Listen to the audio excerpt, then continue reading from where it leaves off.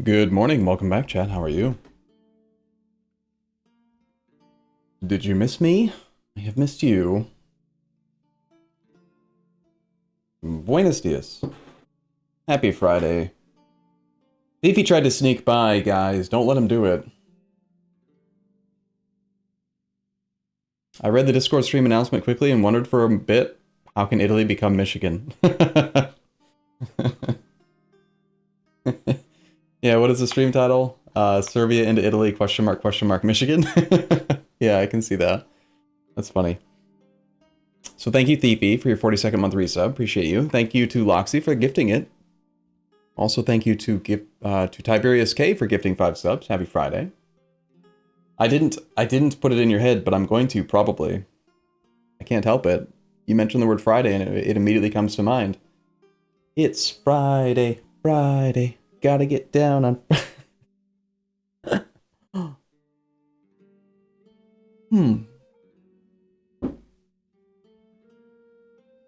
Why is a chair in your bed? Because of that? It's not a chair, it's a throne.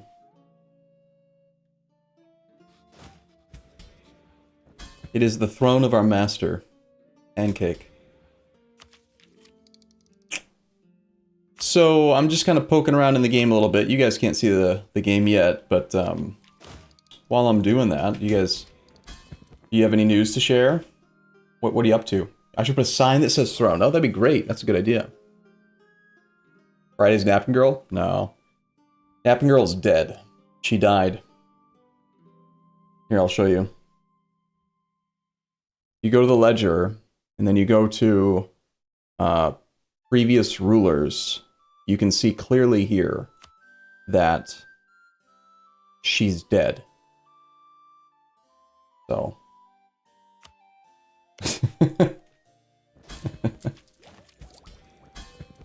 It's fine.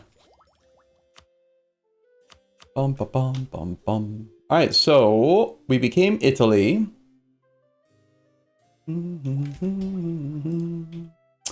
We had a coalition form for a bit. They did not attack us. We are currently allied to France. We have a relationship open. I was thinking about allying the Russia. Russia's currently doing stuff to Georgia. They are probably going to full annex the Georgia.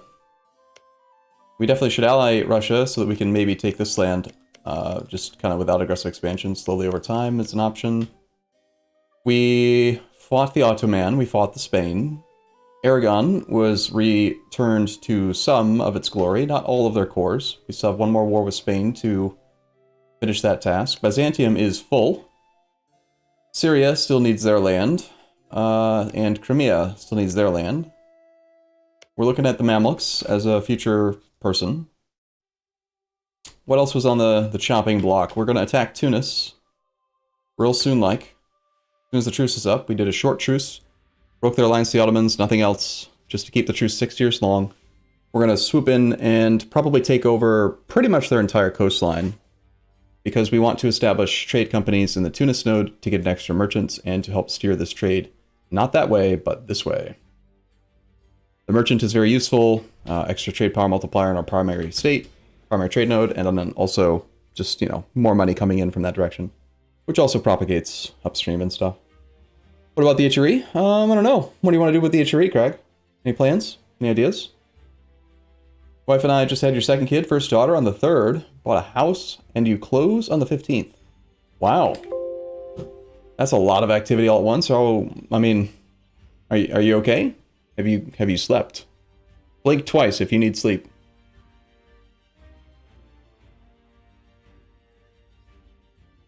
If we return the Mamluk core from Tunis, we can claim... You're talking about this core? I don't border this sea tile. I cannot claim unless I take something from these, you're saying? So like return this core and then take this for ourselves, claim here. And then force vassalize the Mamluks instead of waiting for them to die. That could work. It's not how I would normally do things. The reason why is when a country ceases to exist, it resets their ideas. And when you release a subject, they typically choose from a different set of ideas than an AI that was independent would choose. So for example, if we look at the people we've released, like Byzantium, they're going to favor things like religious, defensive, administrative very heavily because they are a subject nation. And so typically, like I don't particularly care for the Mamluks to have espionage. Like that's pretty useless. If they had something better, that would be good. But that is one way to do it. Or we just wait for the Ottomans to do one more war, and then we can always release from Benghazi ourselves. Forced vassalization notably also costs Diplo points. So there's a couple, I mean, you're not wrong, it is a thing we could do. It's just, there are downsides to that approach. The upside being, though, that you could do it fast. The border might even be enough to peacefully vassalize. Okay, that's more appealing, for sure. Don't have to pay the Diplo points. Distance between borders will get zeroed out. If they weren't neutral, and were instead friendly or afraid, then we would have 20 reasons. Doable. That doesn't solve the ideas being slightly bad or getting their tech caught up issue. But it is pretty straightforward. Neighboring hostile religion. True, but they're going to be small and weak, so... One downside is that we could take Benghazi ourselves and then just have a province in this trade node that could already be part of a trade company. And it's got a center of trade.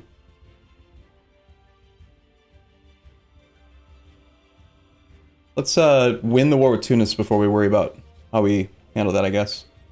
We want to know about the HRE. The HRE exists. Brunswick is the emperor now. Austria was forced vassalized by our ally France because France decided to do that.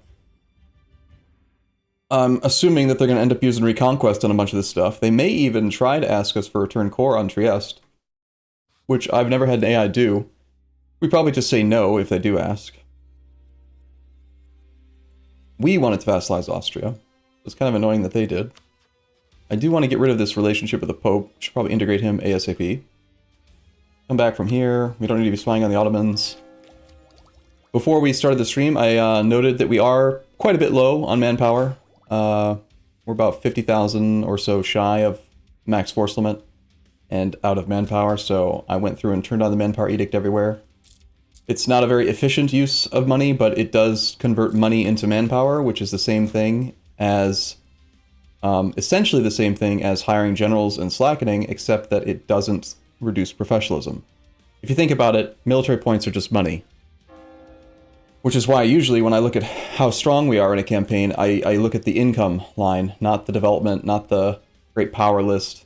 Money is everything. Money equals monarch points, monarch points equals manpower, it equals scoring, and it's... Money is good. We like money. How is our AE now? Our AE is basically gone because we're Italy. We have 147% improved relations over time. Our aggressive expansion comes back at a remarkable 4.9 per year. So, yeah, people have already forgotten about the atrocities we committed to the northern Italian peoples. That means that we can't ask France for claims, right? We can only ask them for cores. Yeah, unfortunately. We have permanent claims on all of this. We do want to finish off Venice, I think, relatively soon, whenever this truce is up. And our next war with Naples is coming up in July of next year. That's actually looking like the next war. We could probably finish off Naples. I was thinking about integrating the Pope and doing return core because of the aggressive expansion, but since it's all gone, maybe we do just eat all of it in one go.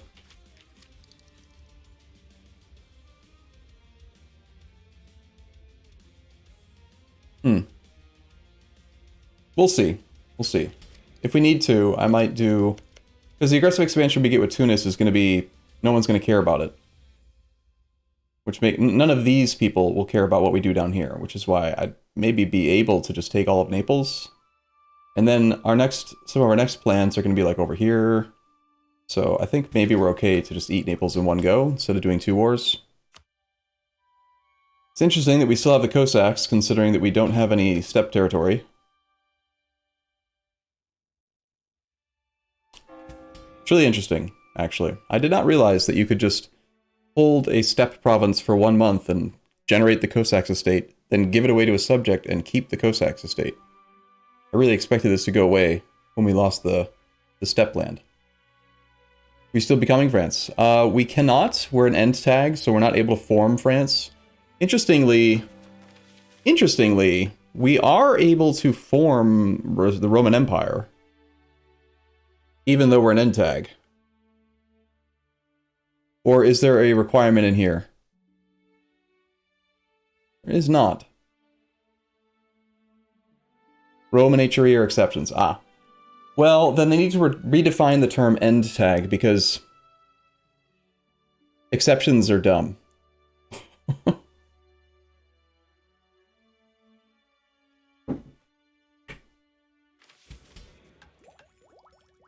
Okay.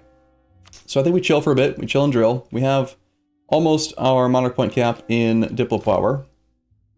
We have 7 general slots. We have good this. We should probably roll general or 2, since we've got...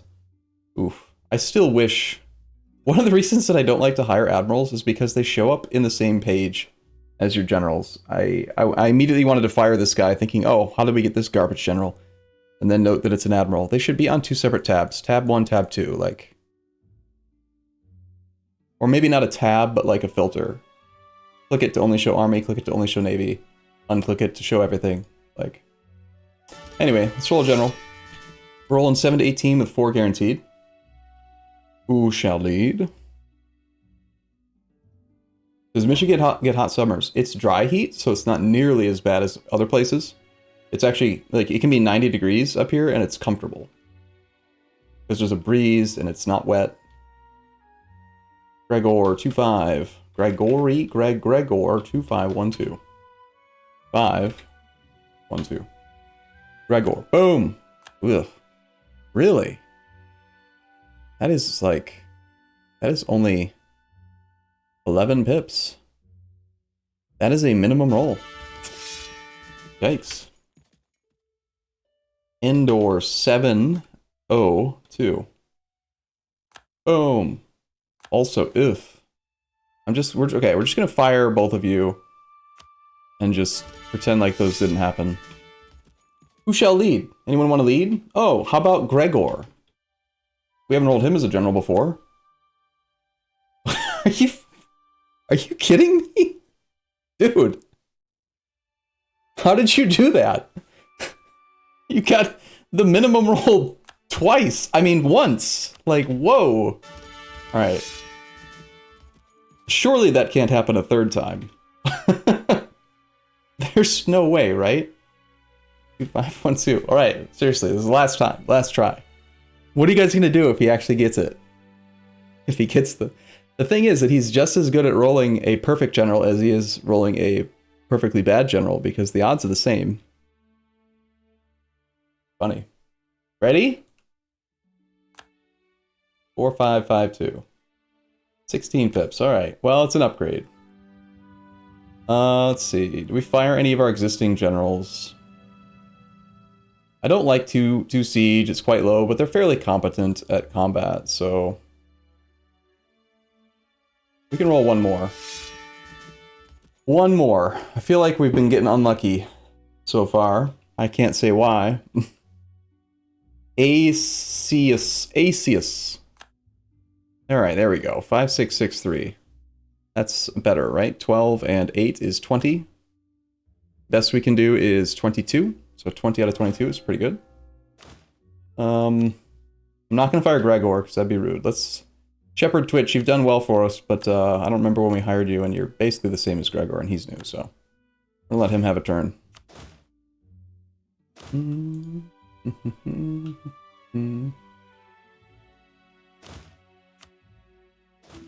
Alright, we're off. Let's play. We should also consider rolling another admiral. Our current admiral is a 0-1-0-4. The only stat that I really truly care about on admirals is maneuver for trade power, so yeah, I think we should try to get someone with at least a little bit of trade power. Also, I hired the person, then apparently never assigned them to the Navy. Smart. One swimmer, please. Short-term goals for the day? Establish a trade company in Tunis. That's like the primary short-term goal. I shall navy. The proper phrasing is I shall swim. There it is. Alb King, despite the bot blocking you out because you did it in all caps, I see you. 2-2-2-2. That is good. I am going to just fire me-bot because we don't need him, and yeah. So, if you're not familiar, each point of maneuver gives you, not shown here, not shown in the description. How do you know things, anyway, in the game? Like, assume you had never played this game before, you were looking at it for the very first time. Someone just, like, changed the channel and they're watching EU4 and they're like, what game is this? And you see 2222. Like, how would you know without knowing that each point of maneuver gives 5% trade power? Aside from me telling you. And knowing that you need to look exactly... First off, the ships aren't currently protecting trade, so you can't even see it until they're doing the job. It never tells you anywhere that maneuver helps with replenishment. Yeah, like, that's one of those things. Like, I know, and you know, that if you are in neutral territory or occupied territory, each pip of maneuver gives you plus 10% local reinforcement rate. But, up to the maximum of 100. Alright, so now that we're here... Where do I have the ships working? Oh, they're in Constantinople, that's why. And yet they weren't there in time. We gotta wait one more month to see it. Anyway, it's fine. Our diplomats shall spy on Tunis for siege ability. And beyond that, they will start improving with Pope Man because we want to integrate him soon. Other subjects we want to integrate. Do we want to integrate Byzantium? Not our primary culture group. We are probably going to be hitting the governing capacity cap, so we're going to start needing to make big subjects anyway. They are in a node that is all their culture, which is convenient. Land is better for them than it is for us. I don't need their monument.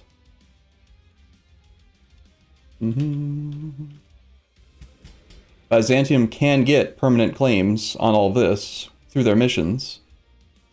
However, them having a permanent claim is technically worse than us having even just a regular claim.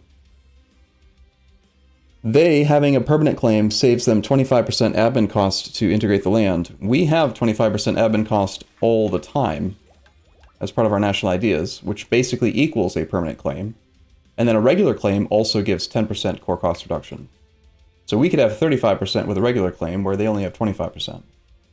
So if it was strictly about like annexing the Ottomans, their missions isn't really a solid justification for keeping them. Although it does save time. Monument.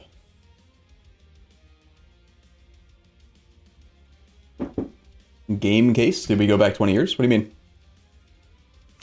We have some rebels, Catholic zealots. They're mad in Como. Why are you mad? I think I lowered autonomy here. That's fine, they can rebel, I don't care. Need to get a merchant in the Anatolia region. Anatolia is this one. We didn't take any land for ourselves. We just trade companied everything that we have here. We have these, and we have these. I can get one more trade power here.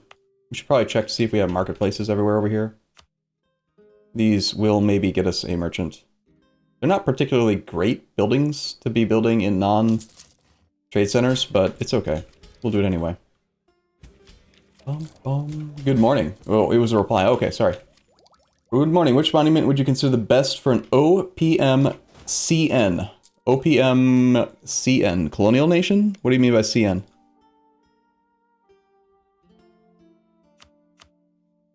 Custom nation. Hands down, the best, strongest overall modifier to ensure that you have is advisor cost discount. So any monument that gives you that as a starting point, you could stack with a custom nation's national ideas, minus 20%. You can go minus 20% from all advisors, minus 20% for advisors of your culture group, minus 20% from a monument, and then just start the game off with 60%. And then even if you just took innovative ideas, you'd already be at like minus... Well, you also got to factor in 25% from your regular estates. You could hit the cap super early and then generate 5 monarch points in each category for like 3 ducats a month. That'd be a very strong start. Bum bum ba-dum ba-dum. Plus 4 Babby, the first, is about to stop being a Babby in about 2 years, so that's neat. We're currently running 554. We could probably afford to run 555, but I like money. If you like money, I like money. I like to have money. Our PP is a little bit small. Our rivals are Spain, Ottomans, Poland. We don't have a truce with Poland. We did not establish the alliance yet to Russia. Do they have a truce with Poland? They do not. Do they desire land? They do. We could call Russia in on a war against Poland to increase our PP size. I have a relationship slot. This sounds good. We're now allied to the Russia.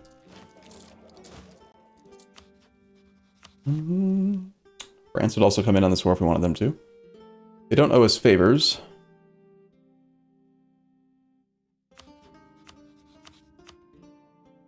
I believe this is one of those weird situations where if I declared war on Hungary, I'm actually declaring war on Commonwealth. But if I try to do the declare, I have to do it through Hungary, which makes Russia think I'm not attacking their rival. So I can't ask to promise territory.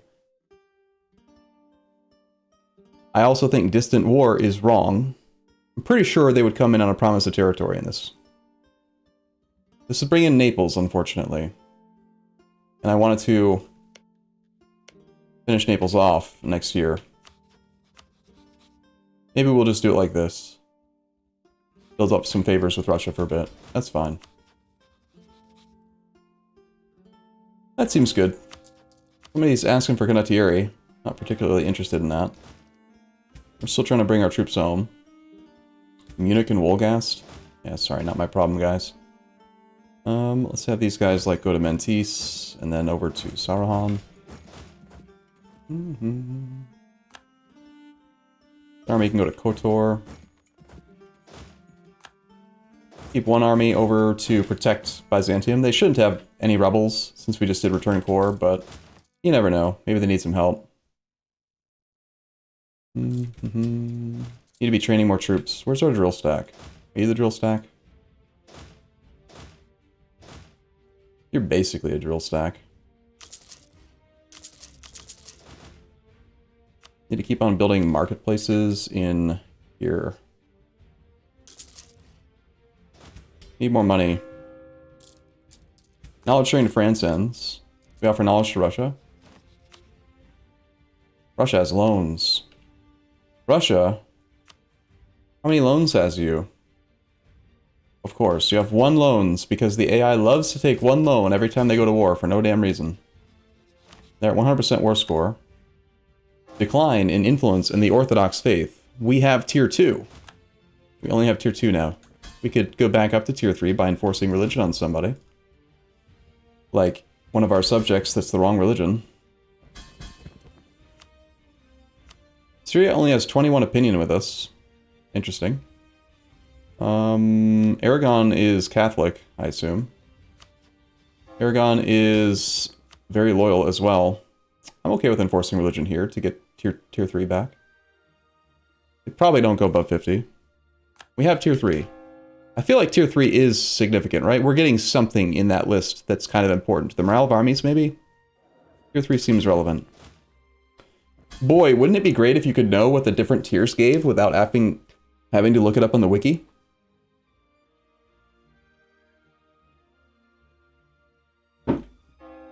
Is Michigan formable?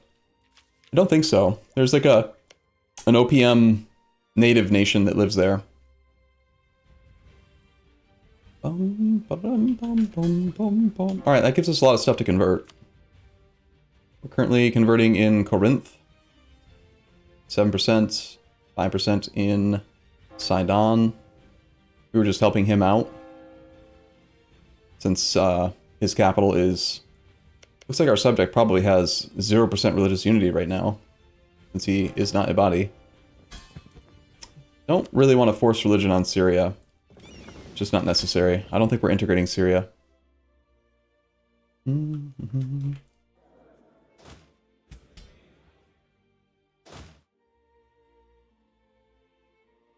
Alright, this army can head to... where? Could be... Where's a good base for you, Sophia? Zone of control is something that I have done a bad job of this playthrough. It's not my fault. I don't take responsibility for the... It's the AI's fault for deleting all the forts. Messing everything up. This is defensive terrain. It's on the coast. Not a big fan of that, but it'll close this gap.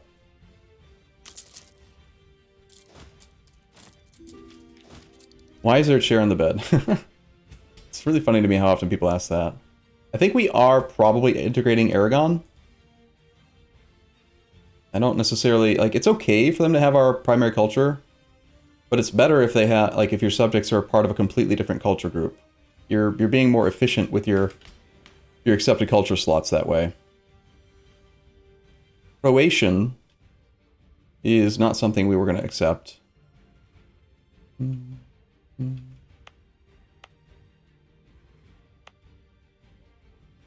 So these are full cores because we integrated, but they are part of a trade company, which is kind of odd.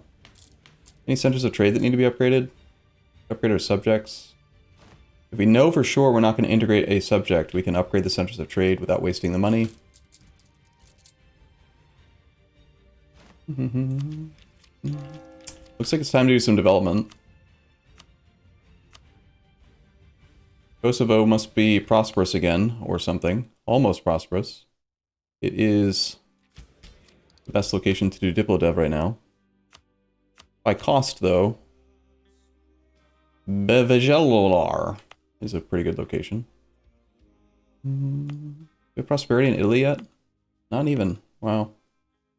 It's probably because we have this Regency Council that we're slow to pick up prosperity. Okay, royal marriage with Russia is fine. We'll take it. This diplomat does what? Perhaps builds up favors with Russia.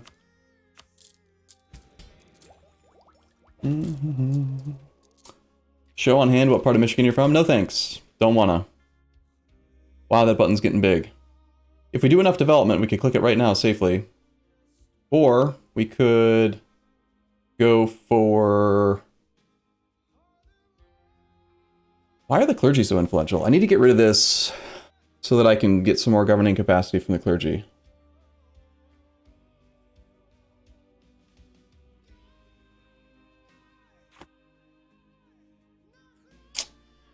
I would have to do 5 divided by 0.2. I need to do 25 development right now. I do 25 development 6 years ahead of time. Ask yourself, if we had gone any idea groups other than innovative, would we be at 100 innovativeness 100 years into the game? How often do you guys hit 100 innovativeness? You're biased a little, but I keep harking on how great innovative ideas is, but that's my duty. Not duty. Sorry. Mature. Bum, bum, bum.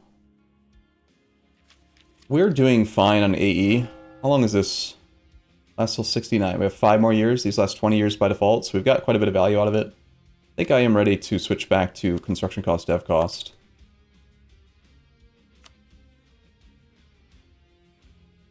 I'm going to cancel these and restart them to gain 40 gold.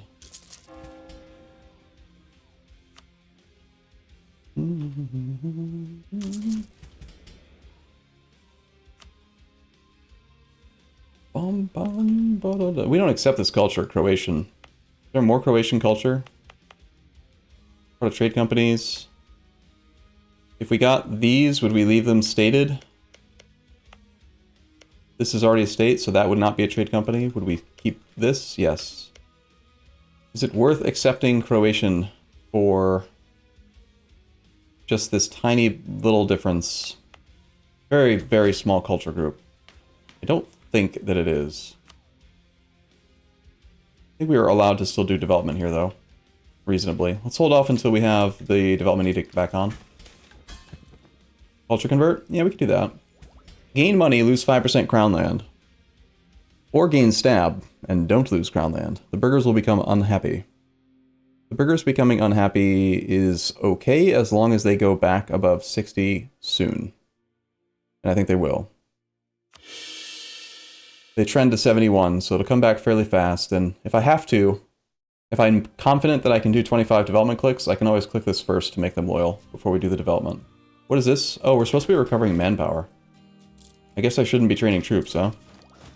Whoops. Kinda forgot that was a thing. Oh my god. I did just get rid of our 25% improve relations over time icon, but still, we were almost at like 68% improve relations. That's kind of a lot. How are these missions looking? We need all provinces in Italy. 8 provinces that have prosperity. We need to control all that crap. We need to control all this crap. We need to control all that crap. I'm getting the impression that most of our missions are about controlling all of the crap. Apparently.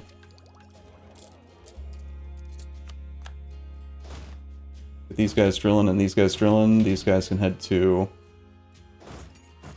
Year's fine. Got a couple more months, we'll hit the monarch point cap, gotta do something about that. I need to decide if I'm doing development here. I don't like wasting time on seized land. I want to do it ASAP. When can I change these edicts? August? We're gonna hit the cap before then.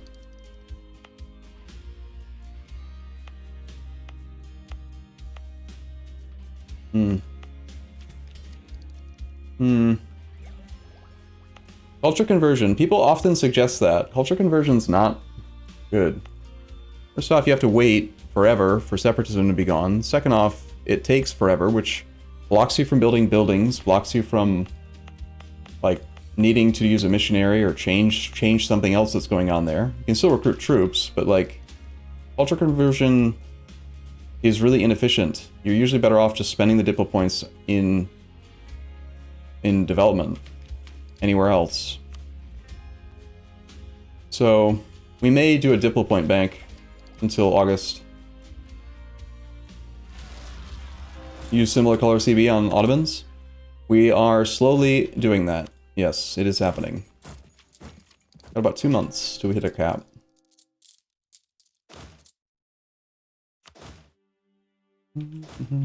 Army goes back to drill. We shall be drilling.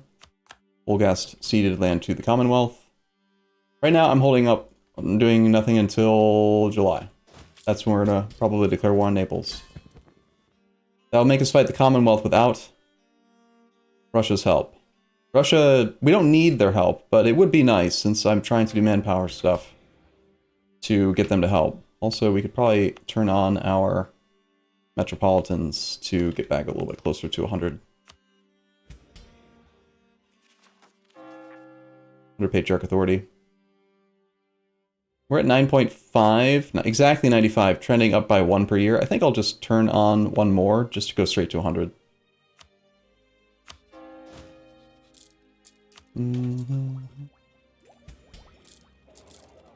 What do you think of unique state edicts available for certain states or countries? Like a booster gets produced in a historically productive region.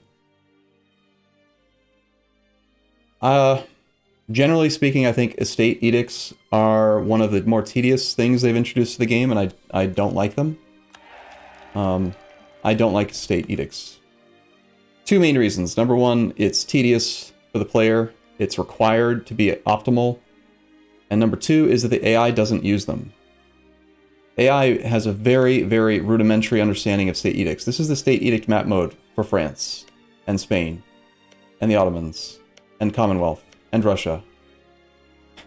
They don't use edicts. We use edicts. They don't use edicts. They will use edicts situationally. They'll turn on the institution embracement, like institution spread edict in their entire damn country if they have even a single province that's currently gaining institution, which is not how you do it. Costs them tons of money in state maintenance, because they don't recognize that just because this one's getting it, these ones aren't. It's just, they're so bad at using edicts. So the way that it's currently implemented, it's really an advantage for the player, especially with like defensiveness edict. The AI not knowing how to use that. We've tried to fix it with mods, but modded EU4 is less popular than unmodded EU4, so. Alright, let's do a Diplo point bank for now. Find the most expensive culture thing you have and culture convert it. Takes 460 months. As long as you cancel this before it is 10% complete, you get a full refund. So we have 46 months, about 4 years, to cancel this and get all 270 Diplo points back, which basically just lets us go over the cap. That is known as a Diplo point bank. We made them much, much better in Excel Bell, but apparently Spain is no longer a valid rival, and our only valid rivals are our current allies. Awesome. Love when that happens.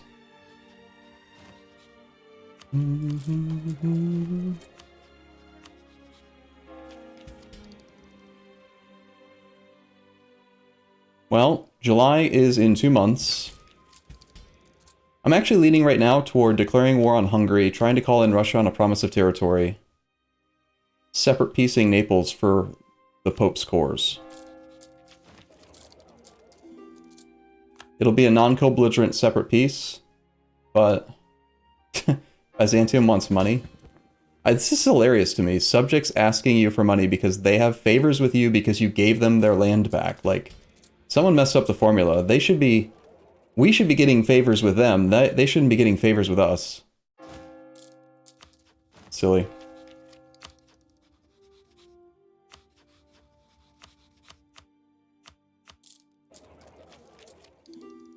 Very silly.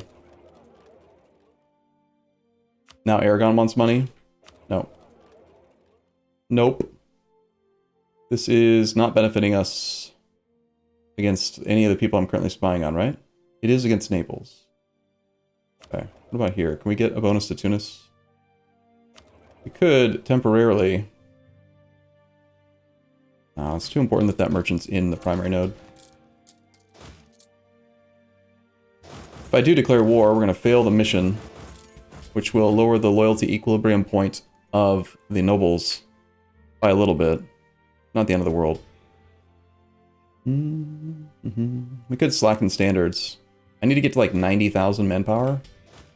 That is 2 clicks. I really don't want to sacrifice this. I'd rather just fail the mission. I'm like guaranteed to fail that mission. Don't let me choose that one again. I can never stay at peace long enough. Okay, option A, directly attack the Naples people and try to separate peace the Commonwealth for money. But we'd have to fight the war one-on-one. Option B, declare war on Commonwealth, hoping that I am able to get Russia to join on a promise of territory, because they should want to join if I declare on a PU of Commonwealth. And then we do the separate peace thing. What do you think, chat? Also, I need to do this click before we declare. I think we wait 2 more months no matter what. This happens every mission? Well, it's not my fault that I always go to war. It's not my fault. It's a war game. It's a map painting simulator. Painting a siege pip is nice. Regency ends soon. 29th of July? 29th of June. In a year. What do we get if we do this? Half-price military advisor that we could take to level 5.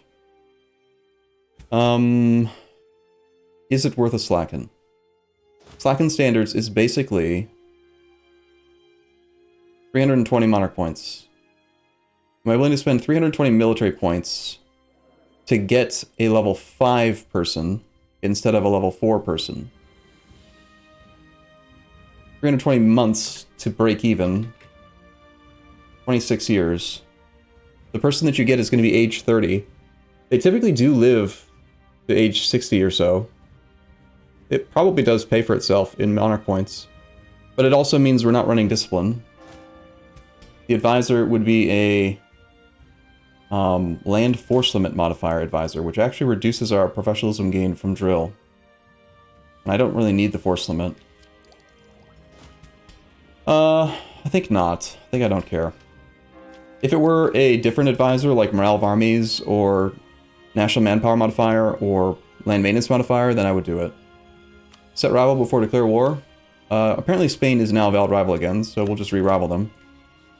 I should not have broken the embargo, apparently. was building marketplaces over here. Probably make sure that our subjects have marketplaces in places that have centers of trade. If they don't already, they should.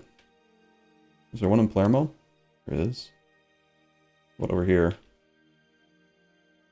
Gotta love how you can't see the symbols because of the buttons. You don't have them here or here. Or here.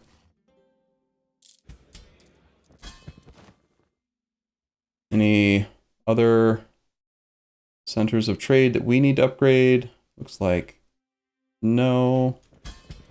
What else are we spending money on? We need shipyards pretty much everywhere always. We can build them in our subject that we intend to integrate. Make sure that those building slots get spent on the right type of building. The thing that's popping up for Condottieri, actually, is it the person that's fighting the Commonwealth? No. Wolgast is just fighting other people. Alright, it is officially August, which means I can turn this back to dev cost. And I need the burghers to be loyal. Bum, bum, bum. We have enough monarch points for 25 development. I think we do now. We're developing these two locations, here and here. And then Malta. Malta's not really what I wanted to develop, but I guess it's okay. Quebeco.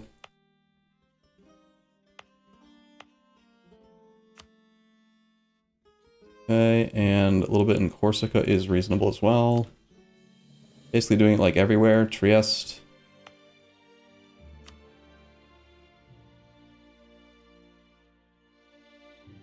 Austria. Urbino. Sure. Okay. So I'm not going to wait the 2 months, 3-4 months, whatever it takes to get this back above 60. We're going to do this click first, which takes them above 60%, turning on the minus 10% dev cost discount for the burghers. That's going to take them below, like really low on Crown Land. We're going to go down to 10%. This takes us back up to 15, and then we're going to dev our way back up to 20. I have to do 25 clicks, 2%, 0.2% per development click. So it should all work out. I don't think I've forgotten anything. Got the icon on. Only thing we're missing is like prosperity, but that's just one of those things that you hope you have, and sometimes you have it, sometimes you don't. Can't guarantee it. Looks right. Looks good. Money. 5,000 money. I like money. Do you like money? While we're doing this click at the end, so they stay above 60%. Do need to double check to make sure that that updates. It doesn't always update right away. It'll always update after you do a single click. And I think it might actually, like, it will show the wrong number, but then charge you the right amount. Does that sound right? You can upgrade this icon, this thing, 5,000 gold for 5% more war score cost versus other religions. Is that worth it? Not really, but I'm gonna do it anyway, because big click.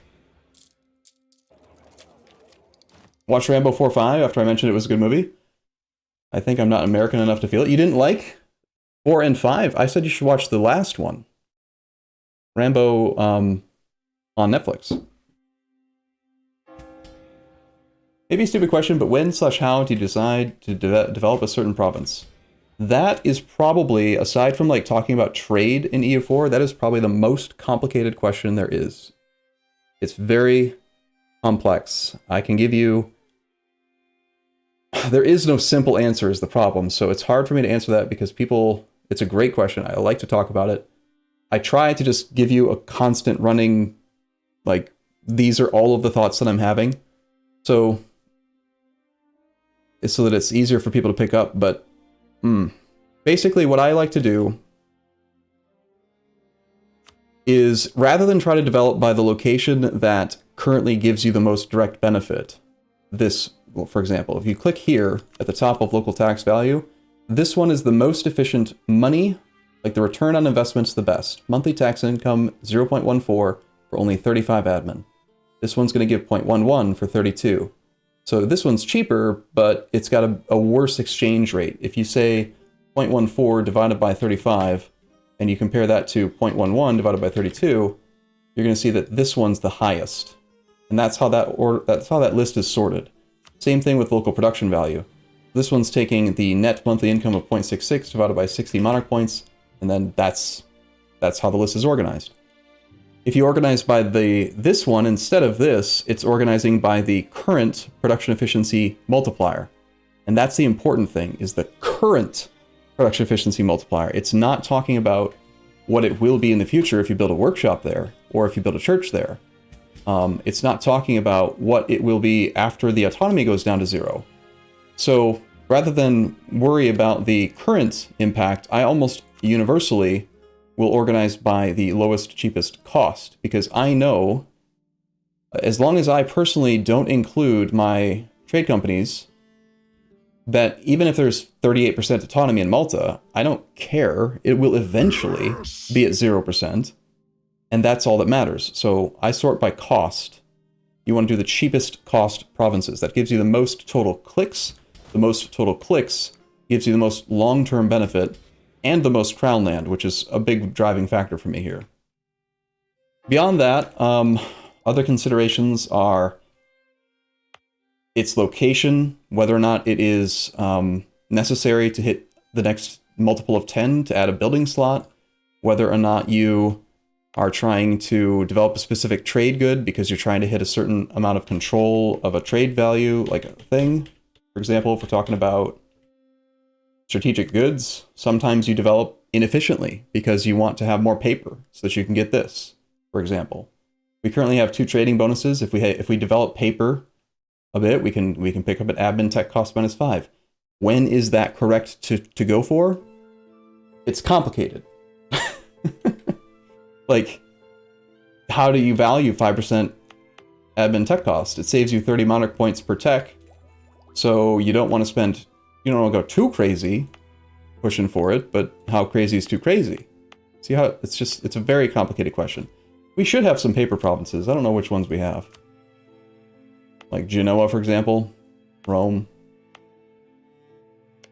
We are notably quite close to that. Generally, you want to develop land that's part of accepted cultures. Generally, you want to develop land that's in your capital state, if possible, because your capital state has a -100% governing cost multiplier automatically, which gets basically floored to 1%.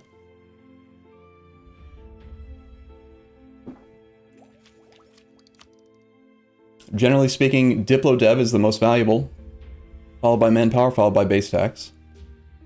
Yeah, I don't know what else to say. I'm gonna run dev cost here as well. See. So if we're doing that, I am interested in the paper a little bit. Padova's 54. Out of curiosity, like how many more clicks are we talking to get that? Developing in Padova doesn't really help because it's in the Venice node and we're not currently collecting this money. And this can't be steered to a node that we are collecting.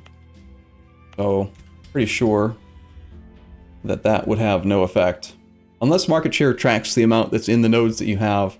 I'm not sure. That is one of those formulas that I don't have committed to memory. Because I'm bad, sorry. It's just not necessary to know. So like Genoa, I am kind of motivated to take the 30 development because we can get another building slot. It's not the cheapest place, but there's other reasons. 2 other reasons. One is there's the paper, 2 is I want another building. So I'd be willing to probably spend a little bit extra to develop here versus the cheapest location. But let's try to make sure we're going to get the 25 clicks in right now first. So we'll develop the cheapest first. And then if there's leftover, we go for the Genoa stuff. So generally, I would like to, if I'm going to spend monarch points on development, I tend to do my Diplo Dev first, because the first click is the cheapest click. Every click you do increases the price. So if you do it, say, military first and then dip, you're going to end up with slightly skewed military favor over dip. And since Diplo Dev's the best, we want to make Diplo Dev the one that we favor. Hopefully that makes sense.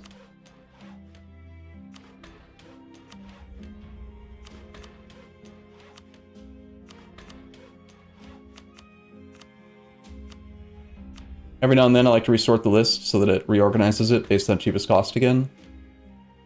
I pre-turned on the discounted the state edict, so we can safely move back and forth here.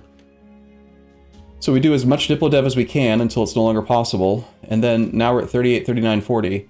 So now since we can't do another base production dev here, now we start spending the next best one, which is going to be our manpower. And then we go like that. And now we're out of Diplo points. Let's cancel our Diplo point bank. Our points back. Bum, bum, bum. Reorganize the list again.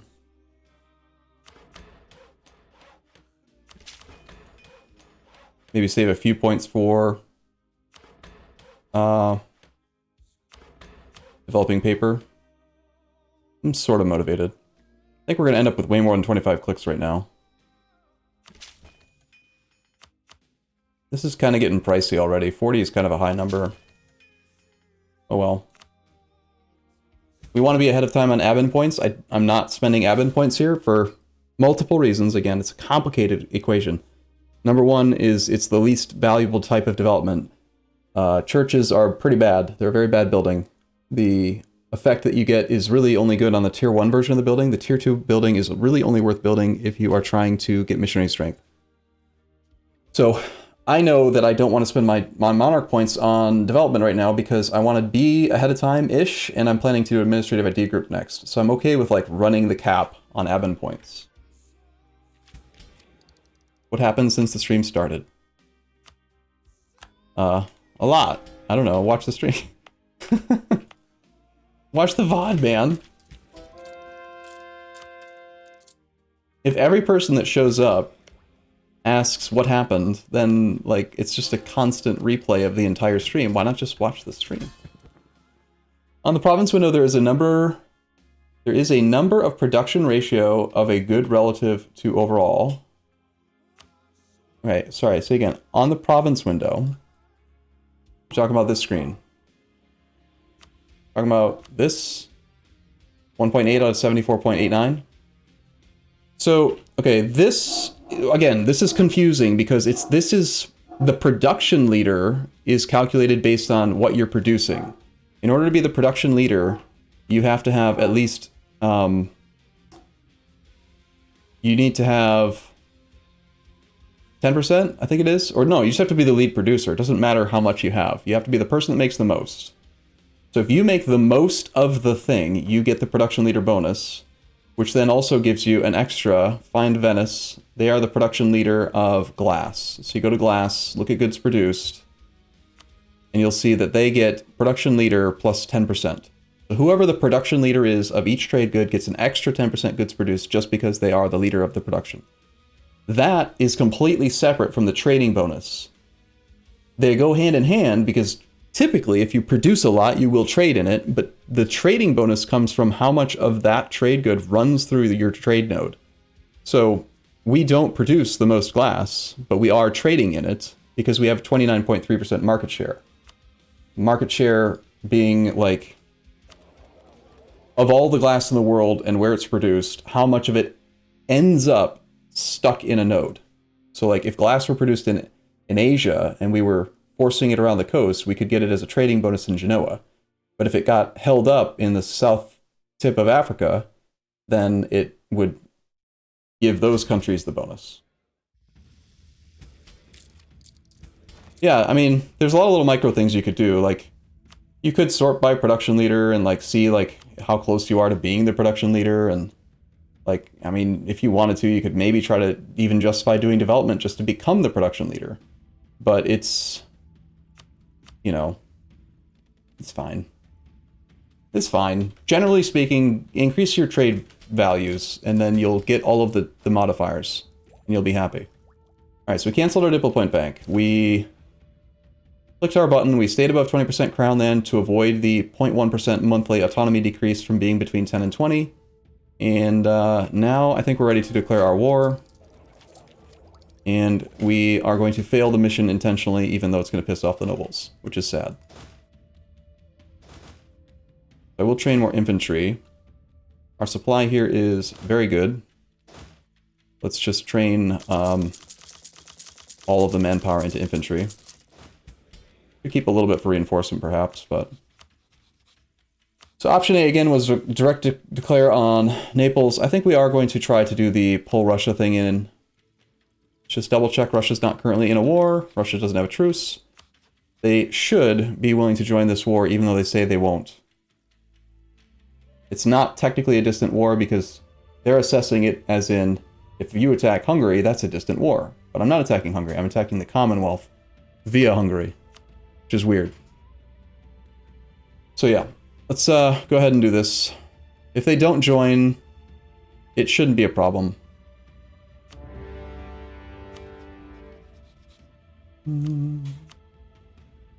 And as I correctly assessed, they actually are willing to join on a promised territory, even though they pretended like they weren't.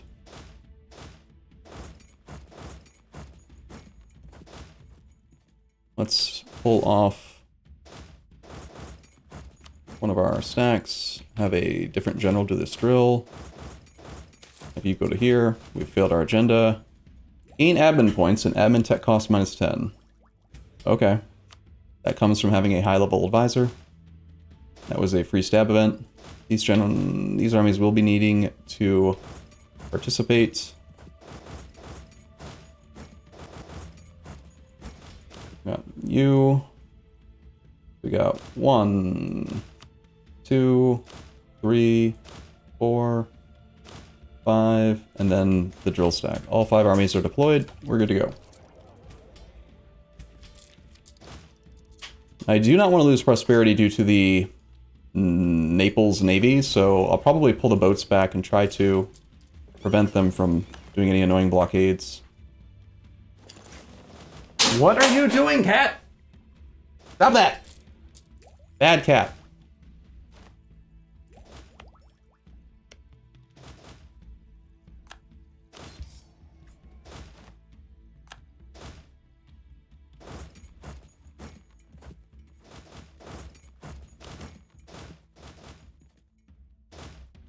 Typical not having any morale type early fights, no big deal. I should have actually prepared. Oh, damn it. Just dumped all my monarch points. We'll save that for a bit. We don't need to use that just yet. Stop it, cat! Get off the screen!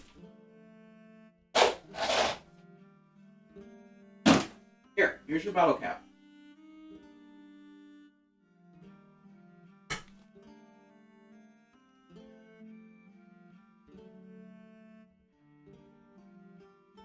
Talked about it yesterday, how he hasn't noticed much of a difference.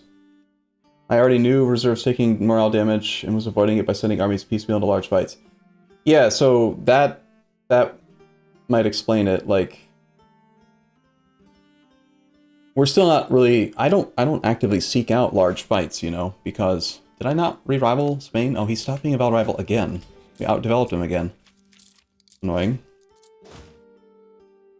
These guys are probably gonna die. The little one stacks that are popping out separate. Whoops.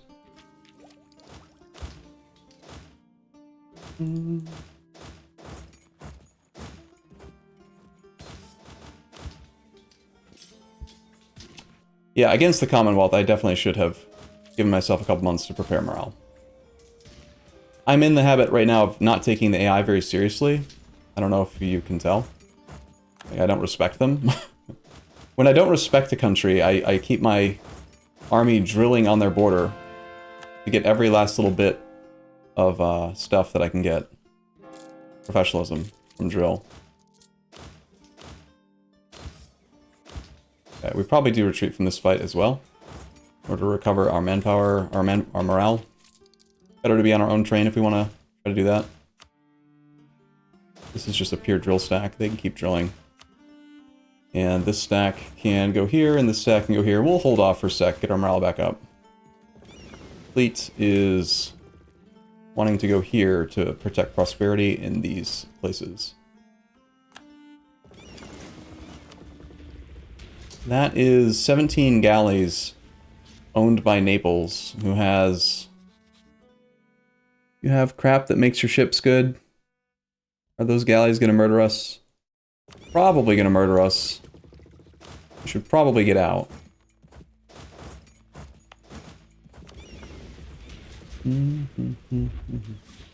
Actually, looks like we're doing fine.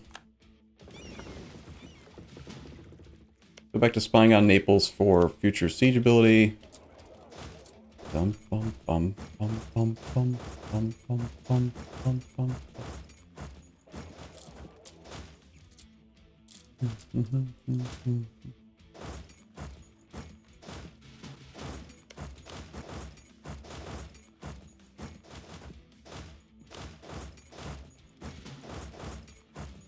This army move past. I just want to get Naples out of the war first.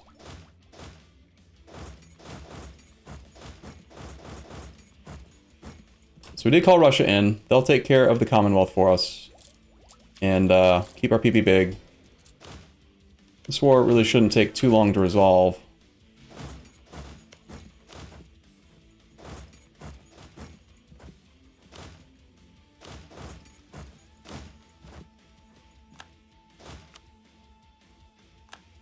Like we could take admin tech early.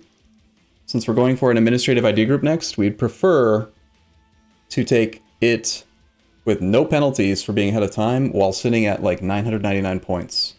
I'm going to try to get to as close to that as I can. Might still do a little bit more development.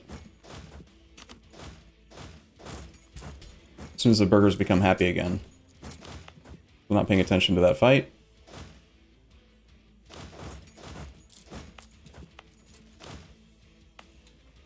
The Greb is not defensive terrain.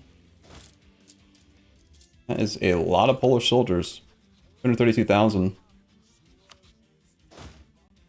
We have no good defensive terrain. I hate this area right now. Need to delete the fort in Zagreb. Where is this stack retreating to? Here? Alright, we're just gonna fall back over here for a bit. Wait until we can get the Naples out of the war. And bring our other two stacks over. Then we're going to start doing battles with Commonwealth. It's time we fight. How do we shake out against them anyway? Morale. We are in 4th. Discipline. We are in 3rd. Siege ability. We win. Defensiveness is the Knights. And Cyprus, both, who are strong. Our best defender is Circassia. We're getting up there on professionalism, and of course we have high tradition and good generals. Why is there a folding chair in the bed? It's not a folding chair, it's a throne. Why is this so confusing? It's a throne for our cat. He rules from the throne. He can't rule from a not throne.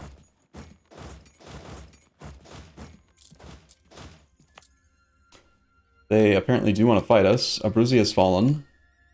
Let's separate PSU for return core to the Pope. This does cost a lot of aggressive expansion. Way more than I would expect. Probably because it's a conquest war and it is not part of the war goal. I think we can still afford to do it. It does cost Diplo points to do reconquest here. Not many.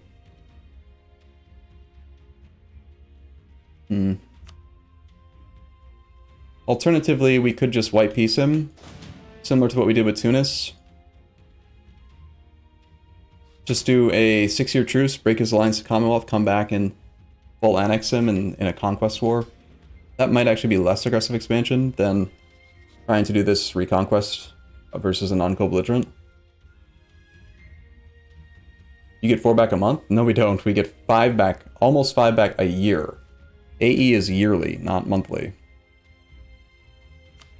So if you look here, it's aggressive expansion, 4.8 yearly.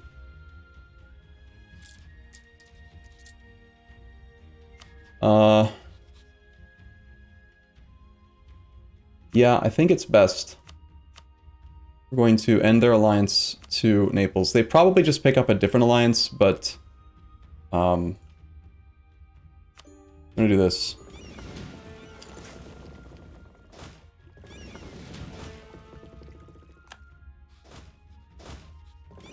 Should have ferried the troops across faster. Or through the port, rather.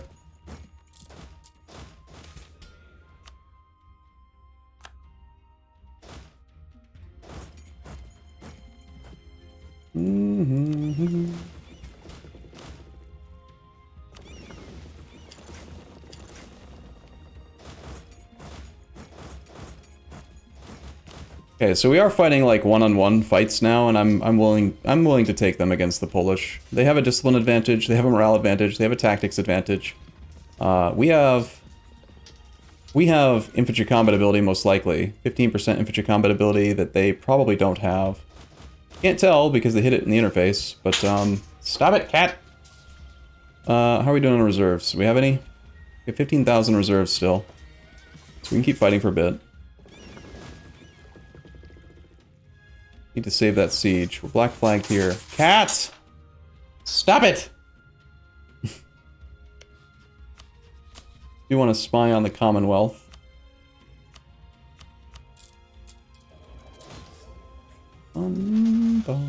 Bad roll. Let's retreat one at a time so that they don't all retreat to the same location, preferably.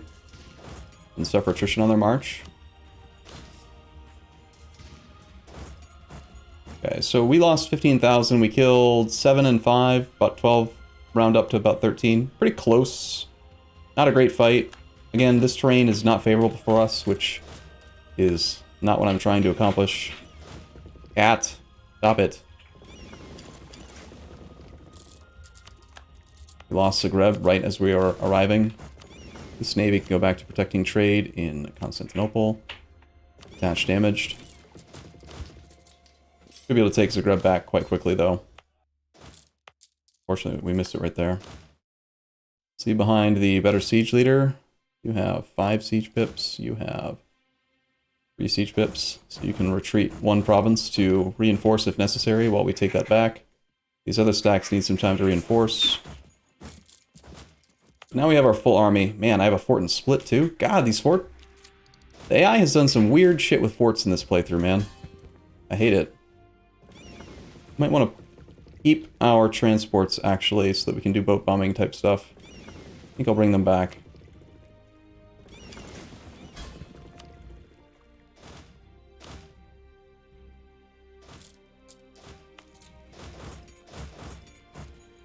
Like they do not want me to take this back.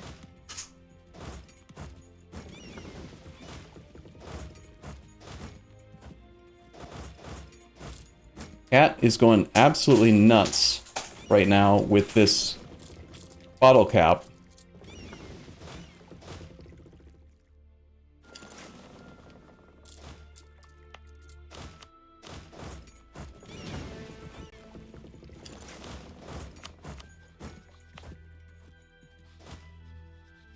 So we're fighting one-on-one, like, straight-up big, huge fight here with the AI having very hard manpower reinforcement. They are getting absolutely annihilated in this side. We're just taking the full brunt of the war. So maybe instead of trying to reinforce into this, we should just back off. Let them siege down a few provinces. Realize, oh shit, my pants are down. Double back to fight Russia and let Russia do some of the work. Because right now, Russia's getting none of the credit, but we're taking all of the losses. So yeah, I think I don't like this. Let's back off. +4 Babby is inaugurated. We have an heir of 436, which is also a +4 Babby. This is the family of +4 Babbies. We may retreat on the 3rd. They rolled a 9, we rolled a 1. Let's go ahead and we have 3 armies here. Check each one's individual morale to make sure that they have enough to control the retreat. And I believe they added this a while back. When an army retreats from a fight, the percentage of the army that's leaving affects the morale bar of everyone else. So retreating is not great for overall morale, but all 3 armies can have a controlled retreat because they have more than 0.5 current morale. So we can just tell them all to go to Trieste, and they should go there, and then I can ferry them all across quickly with the boats if they're being pursued. And then we'll just allow some of this land to fall. Most of it's trade company stuff. Unfortunately, we probably lose prosperity in our gold mine. They are moving into defensive terrain, so we could go after those.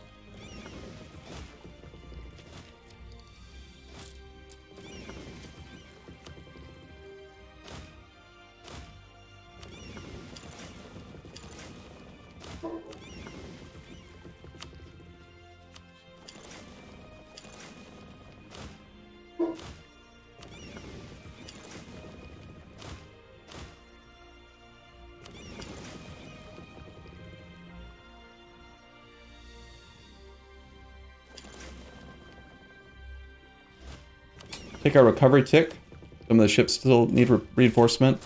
Your armies also do not reinforce if they are on boats, so we don't want this monthly tick to happen while they are at sea.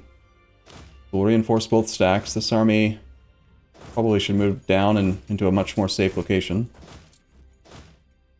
Our strongest, most composed army is here. We are at negative 40,000 manpower.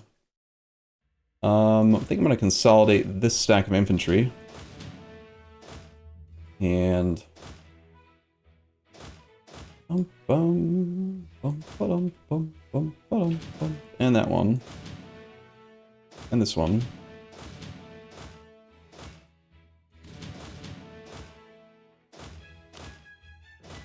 Okay, you need another 8.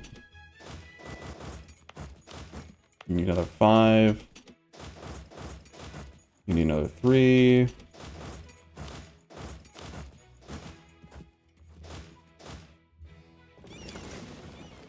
And we're gonna just take these guys down here to fight this leaderless stack that's actually attacking defensive land that's defensive for us. Can't turn on the defensiveness edict yet.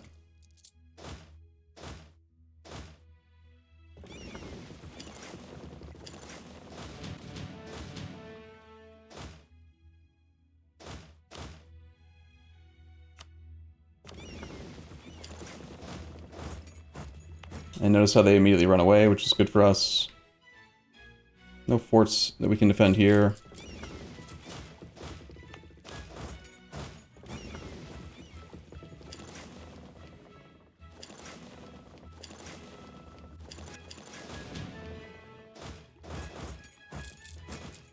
Could boat bomb this. It's not defensive terrain, I'm pretty sure, but it's a leaderless stack that's not reinforced well with too many artillery by 1. It's gonna have an artillery deployed in the front row without a leader. That seems reasonable. Let's grab our best general for combat, which is 566, Asius. Where is Asius? Asius. Here? Okay. Put him here. Make sure this army has a general. These guys can go and bomb in. And then we can go back and grab this and reinforce very quickly as well. And so then there's a 50 stack there.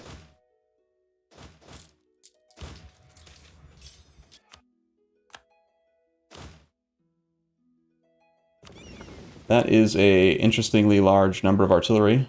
They are arriving on the 25th and 26th. This is trade company land, so it's okay with me if we scorch. There's no prosperity to protect. This may buy us some time. Heading to Laika and split on the 29th. If we try to flee, this boat can get to here in 2 days. So 2 days there, 2 days back is the 26th. And then on the 26th, it'll take another 2 days to get out. So they can be fully out of port by the 28th. Unless I'm doing the math wrong. Should be okay to just run. Or they just won't go there. That also works.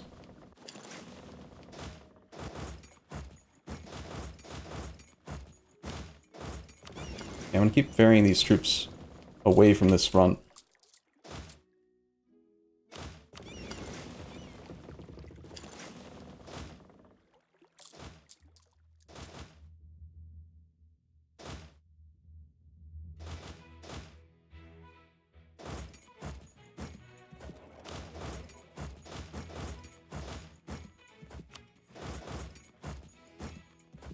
Into Sarans. Why do I get the impression that my subject deleted all of their forts? God damn it. It's some bullshit. Really annoying that your sub... It's not just the every other AI in the game, it's every damn AI, including your own subjects, just constantly deletes their forts. Ridiculous. I really hate it, like, a lot. Did they have any forts? Oh, you're right. It's the Ottomans who deleted them. We recreated Byzantium out of Epirus. He did not have a capital fort. I didn't build one for him, and then we conquered all of this stuff, and Ottomans had deleted them all. Well, and then I didn't build any because I was afraid that the frickin' Byzantium would just delete them.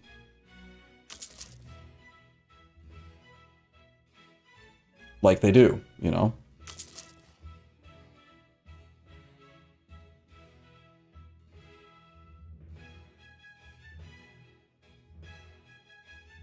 I really don't want to have to pay them. Did we do the thing where we built the state houses everywhere? Homo?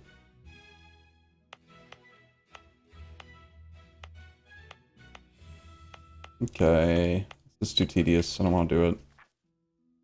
Best in paper, glass, gems. We don't have any of those. So if you are trying to build the state house in a state, you want to usually build it in the one that's got the least valuable trade good. So if there's no farm estate here, unfortunately we've already built farm estates in all of them. Could consider this button. This state has a governing capacity cost of 104.75. This building saves 20% of that. Assuming that it's at exactly 100% multiplier, which I think it is. All of the provinces in the whole state need to be at exactly 100. So 20% of that at the cost of 50 admin points and 15 local governing cost and 10%. Like, so just say for example that I built it in Milan, where there's a courthouse. Some of them are not at 100%. There is no manufactory here yet. There's just no building slots.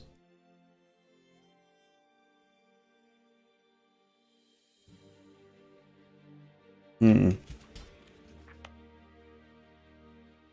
math is a little too complicated for me at the moment. What do you think? Does it ever make sense to do expand administration in the current patch to add a second manufactory slot so that you can then just add the courthouse, or not the courthouse, the thing that reduces governing costs in the whole state?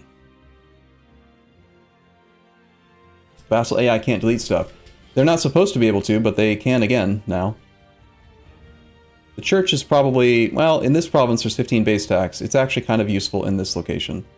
Workshop's always good. Barracks with only 7 base manpower is not great, but this is a state that's got a level 3 center, so I probably favor military development here. We could eat the church. I'm not a big fan of the flat train fort, but we didn't have enough fort ratio. But that's not a big problem. I think we delete the fort before we delete the church. There are no buildings that can be built here. Oh, right. It's also currently building a building. I forgot about that. What is it building? What does this thing do? Stuff that's not good. Make it a little bit faster. Anyway. Do development. The burghers aren't happy right now. I already dumped all my monarch points. I don't really want to do too much. Really, my missionaries are being lazy. We'll come back to it. Alright, let me try to resolve this war, and then we'll make some decisions. So because I rotated away, what'll happen most likely is Commonwealth will push to here. We can just ferry back and defend right here, and then once they get some good resistance in this area, they probably don't push much further. I'm really tempted to delete all of our flat terrain forts that suck, because we don't have good defensive land. Like, Belgrade's great. I could have sworn I started a fort. I did start a fort. I started forts in these 2 locations instead of Zagreb. They just aren't done yet. let's head to Split again, back to Ragusa, back to here.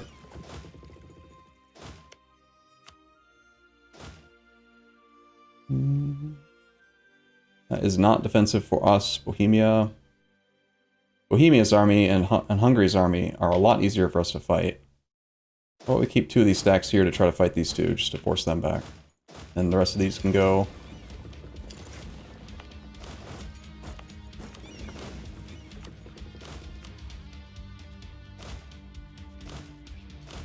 I have a total of 43 transports.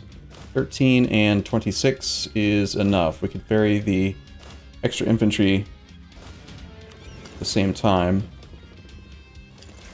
Just make sure, I want to make sure that they know that I'm going to defend this land and they don't keep trying to push into the flat terrain.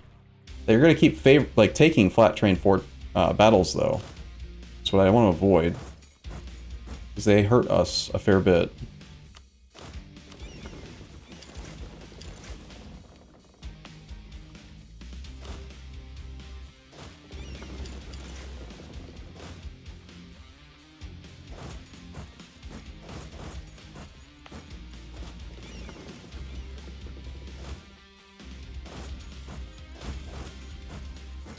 Okay, this army can be there on the 10th. You will be all the way there on the 10th as well. One more final, like, fight with the Polish troops over here should push them back. Especially if we engage the 10 stack first. And get a good deployment. Our army is arriving in sync, so we'll have a perfect back row deployment.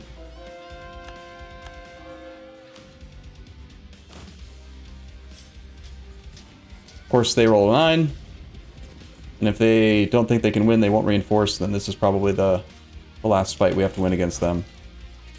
And these armies are probably not taking great fights, but we've got good generals. And 0 manpower, but that's fine.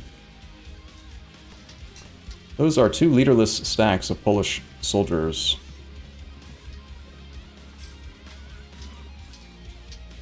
What was the purpose of this war again? Mostly PB size, I think. What is this? Prosperity for all? We don't want that yet.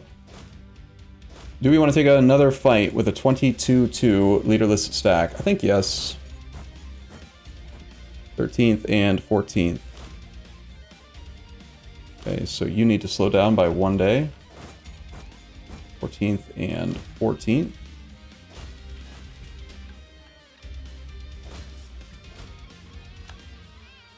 Artillery combat ability. That's a somewhat scary stack. We'll back off for a bit. They can technically assign a general there and reinforce. That's just a massive... It looks like a massive merc stack. I'll grab the smaller of the 2 armies and ferry it over here so we don't suffer attrition for the reinforcement tick. Then bring it back. We probably do engage that. He may assign a general right before we arrive. It's just mercs. Could be a pretty good, easy fight for us. Meanwhile, this has happened. They have not pressured the capital yet, but they should soon. That is a Bohemian army in Ukraine I'd rather not fight in. We're going to rotate our army up in order to retake some of our territories over there. Lose military points or lose prestige? We lose prestige. One army can stay here. The other army can cross over to Zadar. Start taking back Laika. This is another reason why going back to the flagship, having the +1 movement speed is really, really good. Having +1 movement speed on your transports can make a big difference in like shuffling around between different sea tile locations. Don't want that to be siege. That is a prosperous state. How long will it take to get to there? I think that the Polish are on the back foot enough that I'm going to try to go to stop that siege and protect the prosperity. Once the siege is done, we can bring them over as well. Lazio-Umbria area gets religious conformance. Lazio? What the hell is this? Oh, Rome? We're not going to culture convert this. I don't care. I don't even care about the autonomy. Honestly, it'll comes down super fast. Like 2 provinces. Local unrest +6 is also pretty irrelevant. Just take the autonomy. It'll come back quick.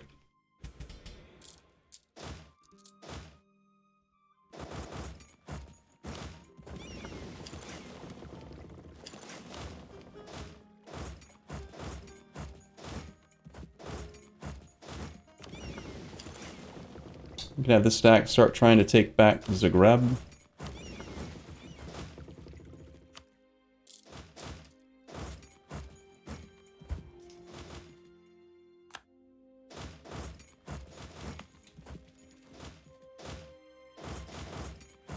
Yeah, and as expected now, I don't think that the Poles are going to come back to us. They're going to try to defend their capital state now.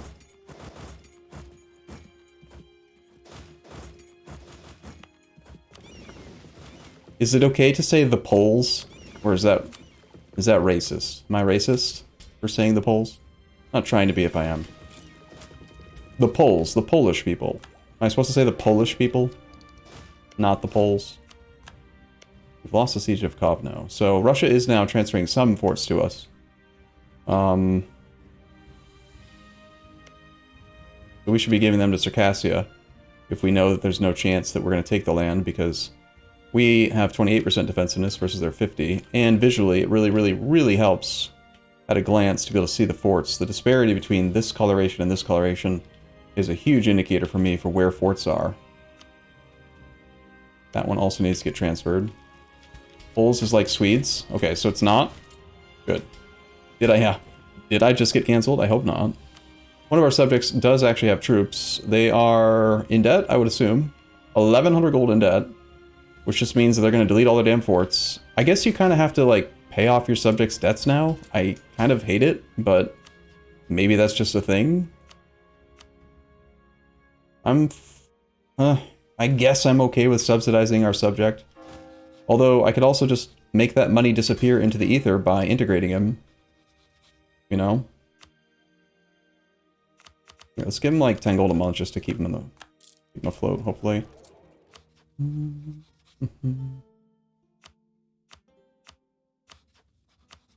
But I kind of hate it, like, a lot, you know?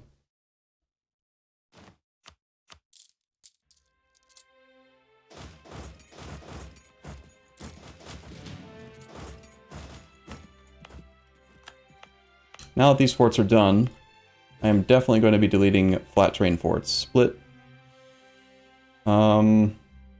Split's not providing zone of control to anything that's not already covered. Get rid of it. Flat terrain forts suck. Bad.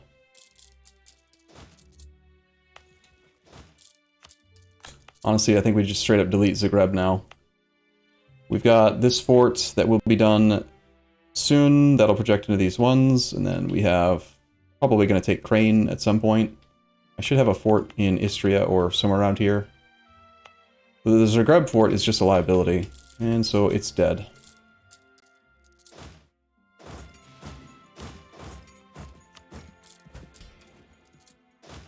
Okay, this can go to Circassia.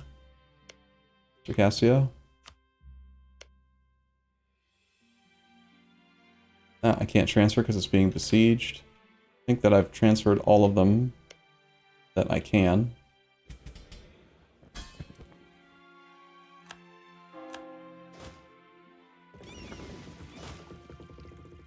The Bohemian armies, we know, are quite easy to fight, so okay with taking fights against them.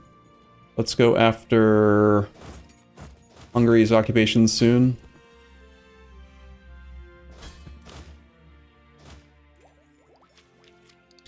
Four years away from tech.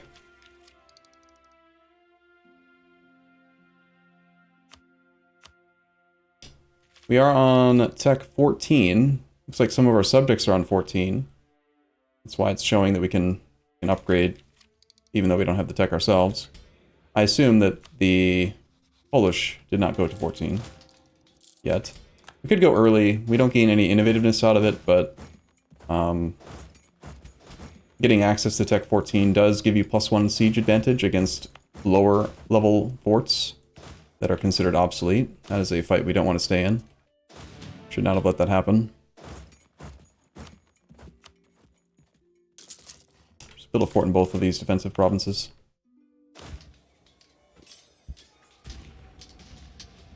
Yeah, that's going to make you win the war. Silly Poland.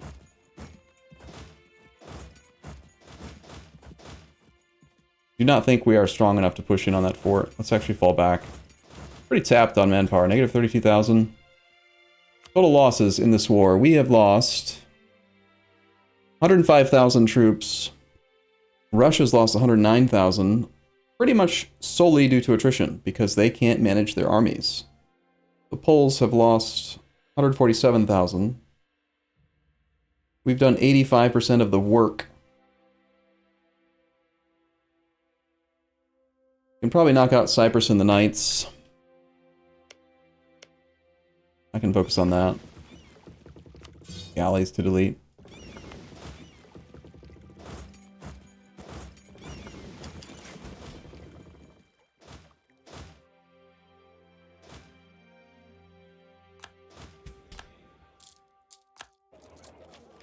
Let's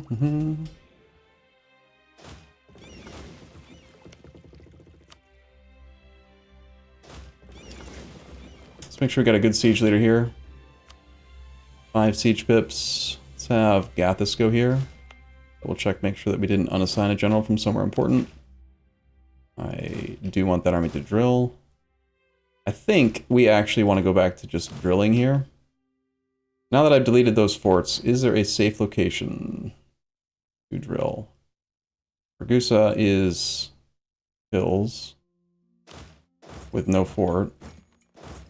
Should be able to go to Kotor and Ragusa and drill quite safely back there. And this army can go down to Durez. Go knock out the Knights.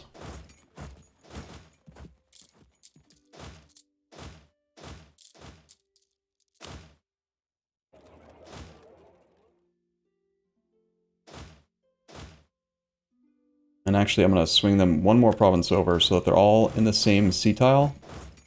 And I can use the boats to like move them around a little bit easier.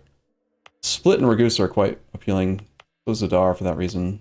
Zadar will be safe to drill in after the fort is done here.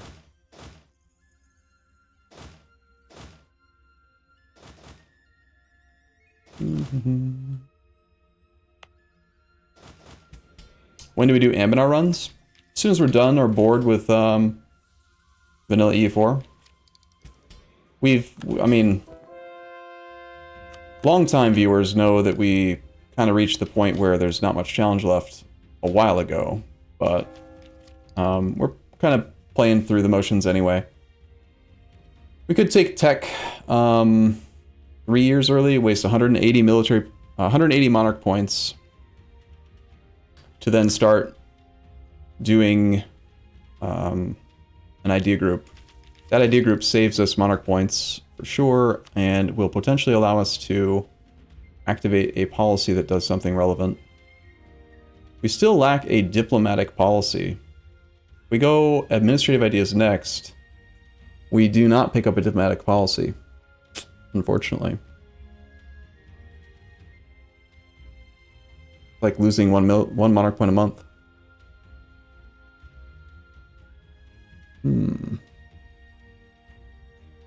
The Importation Act. I think I usually go, like, I like going trade third lately. Quality's not an option. Quality is something we might pick up if I still feel like we need military power, but we're already beating people. It's just not easy. If we had it, it would make fights easy.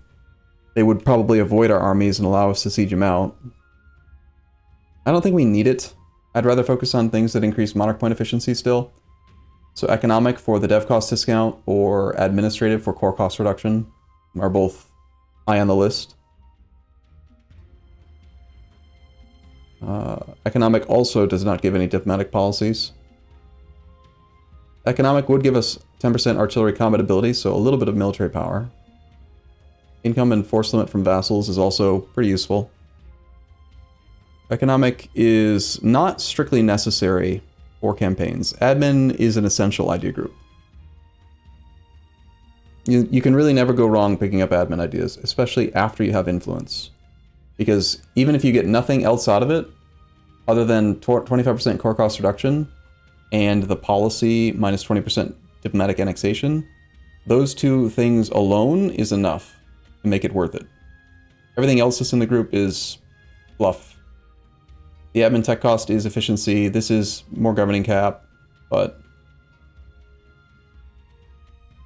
the merc stuff is all completely useless. But it's still an essential group for world conquest, in my opinion. And the sooner you get it, the sooner you get to benefit from the core cost reduction, like speed and stuff.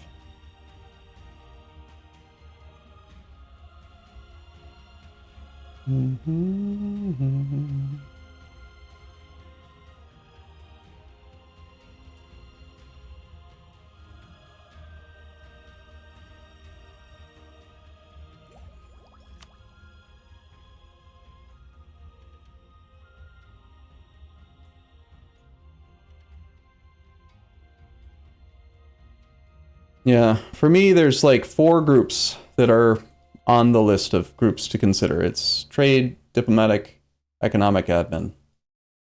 Diplomatic is useful for the extra diplomats and relationships, and diplo rep for integration, having more subjects, aggressive expansion management, monarch point efficiency from diplotech cost minus 10, province war score cost to make it so that you can get the AI to just agree to the damn deal a little bit easier. It's not about having more land from a 100% peace deal. It's about essentially getting a 100% peace deal for 70% or 80%. Right? It's way, way easier.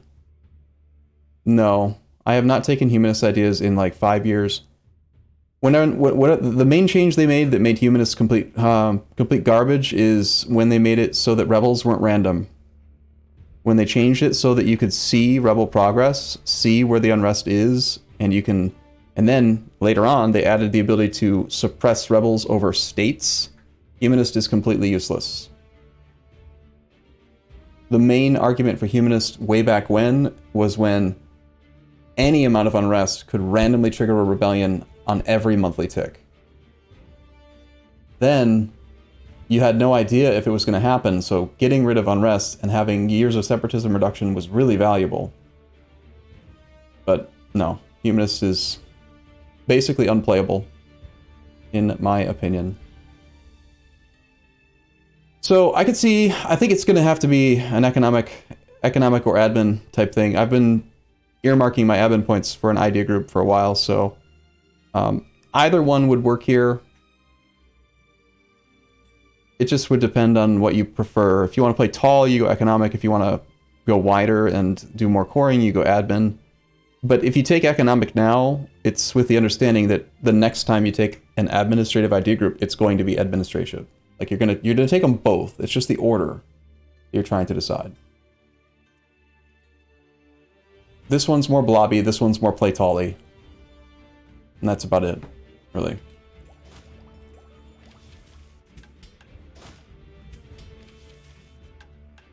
Davey, do you want to set up a poll? I'm fine with letting the chat decide if you want to. We're only at 12 war score. We will knock out the knights. This fort will hold probably for a while. They've got some defensiveness. I don't want it to hold for a while, so I'm willing to spend 45 military points to barrage here.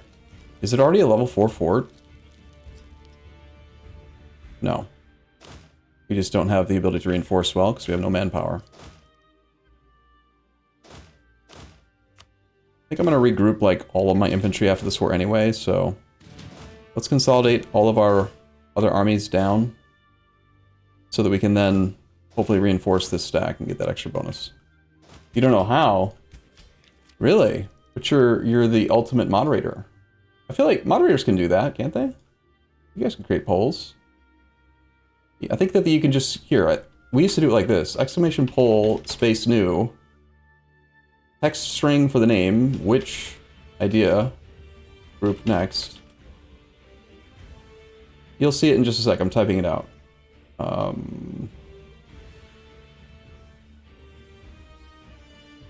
See if this still works. There you go. So memorize that formula. Exclamation pol space new, space text string for the name of the poll, space vertical line thinger, space option 1, space vertical line thinger, space option 2, and then it'll automatically, Nightbot will do it for you. Just automatically creates a poll over at straw poll. That's the easiest way. I don't actually know if you can make one on Twitch itself. Maybe you can't. We've lost the siege of Osterode. Oh no. We should probably get started on the next siege as well. Since, this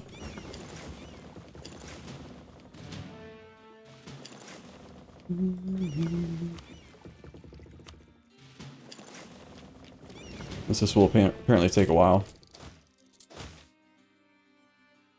Lose stab or lose money. Do I value... If I could, would I spend admin points to buy 770 money? I would. At this stage, in our current situation. We have at least one more month before we have to make a decision on admin points.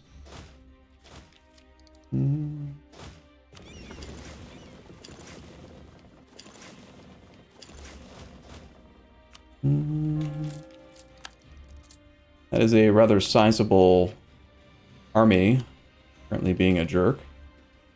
We don't have an army nearby to deal with it. Have you move to Split, and you move to Ragusa. I don't need much in this war. I just need to get these guys knocked out. I'm probably going to annex these two, just so that we don't have to keep sieging them out in the future. We have to do something with our admin points now. Malta is still relatively cheap to develop. Burghers are still not loyal. We could consider doing expand administration right now.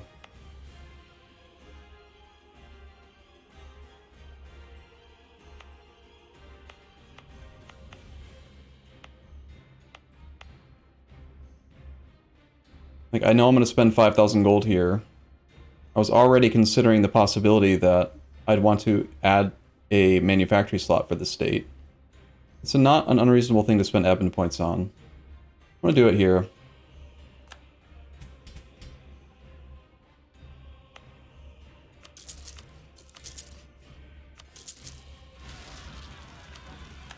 Time for rebels.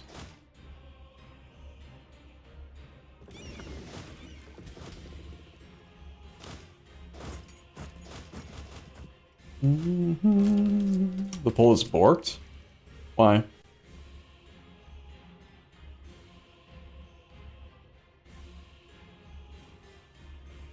Huh. That's unusual. Oh, we try it again. Here. I made a new one. Go to the new one.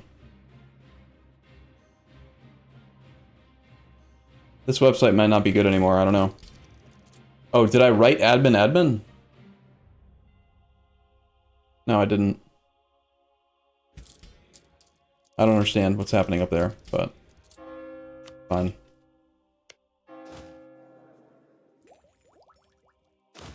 Nice disease outbreak. Almost back to the cap again. How are we doing on governing capacity? Fine. More rebels. What? Why are there rebels? Stop being rebels. Alright, once these troops land, we can bring the transports over. And take care of this problem. Go away, Poland. We declared for Varazd. It's our last permanent claim in the state. I'm obviously taking this. Apparently, it feels to me like... Am I crazy that, Okay, Russia does care about promised territory. It's just that it it lets you try to bargain with a secondary, like a subject, and then it doesn't show that Russia cares, but you can't send the deal. It's weird that it lets you into that interface. Okay, do we want to take Scilly? Scilly's part of a state that we already have. It's not really something important. It is part of the thing. I'll pay Dipple points for it. We don't have claims on this yet, and I don't need to move into this. I'm okay with giving Russia, like, a province, just to not lose their loyalty. We're giving them the Polotsk fort, just to help them get closer to here quicker. And then beyond that, I mostly declared this war for money and to isolate Naples. So I'm okay with now just doing war ups money. Like, I really don't want much. Seems like a silly war, right? But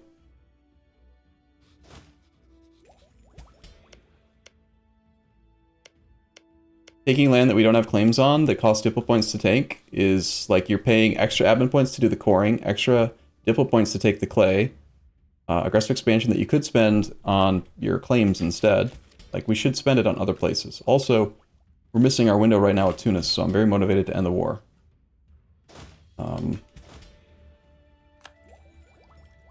So these sieges need to happen, ideally. We'll have some time here. On failing the siege on that. Did I breach or barrage this, or was that just a natural barrage? Is that pole still working? I don't know what happened to the first one. I might do a barrage here to sync up these two. I will. Oh. We're gonna hit the monarch point this next tick. There's roads. Perfect. Okay, so now we should be able to separate PCU and spend some monarch points. So we don't go over the limit. In this case, it's different. Like, taking land from Hungary for extra Dipple points and stuff is bad, because we could potentially get claims on it, and also that land doesn't, like, serve any tactical use for me. This land does serve tactical use, because it's annoying. Removing annoying is worth it, so we will take this land. Remove annoy. No more annoy.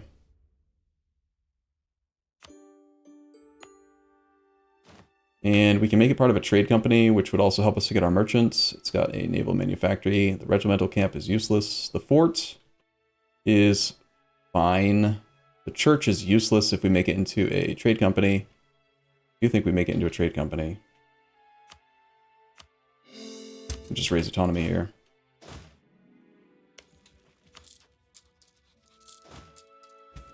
Alright, so what's the result of the poll? Is the wrong click? It's the right one? Did it do it the same on both? That website's weird. Oh, you did it on Twitch. You figured out how to make it work on Twitch? Good job. Guess that website's useless now. 69% for admin. Sweet. That's the perfect number. By the way, chat, I only have 2 more hours to stream today. I have a friend coming up to visit. So it's going to be a little bit shorter of a stream. Okay, so, again, if we're going for a administrative idea group and we spend 180 monarch points to take the tech early, that's like half of an idea that we could have. So I'm going to keep on delaying taking it until we are, like, out of reasonable things to spend admin points on. So these cores are reasonable. That one expand administration was reasonable. I'd rather not do development, since we don't currently have any good, any more discounts to it. There's Cyprus. Removing you from annoyance is good. We will also make it into a trade company. Shipyards are great in trade companies. Churches are useless. Port is excessive, but okay. I'm going to delete this church so that we have space to build a shipyard there. We'll raise autonomy so we don't have to deal with this. Province in the future. Let's have these ships get ready to pull back from Cyprus. Re-merge these over. And make this a little faster by teleporting the admiral. That fort will get returned province automatically. Too many diplomats free. We should be spying on Tunis. We should be declaring on Tunis. Tunis is allied to anyone new? No. Breaking truce. What? Oh, I still... Oh, never mind. I'm not missing my window. Good. That's good. Fly on the Ottomans a bit then.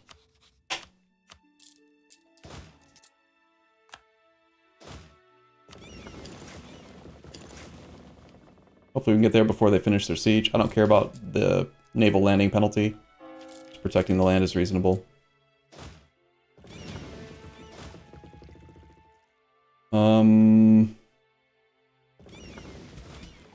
I'll wait.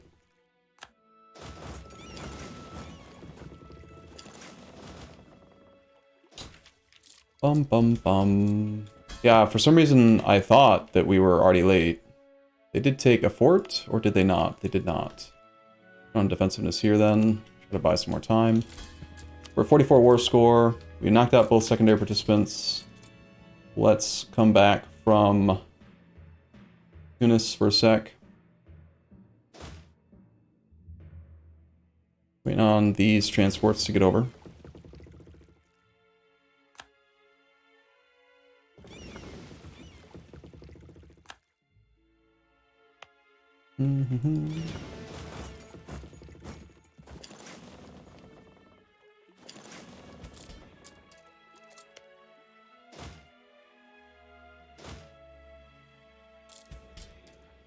Okay.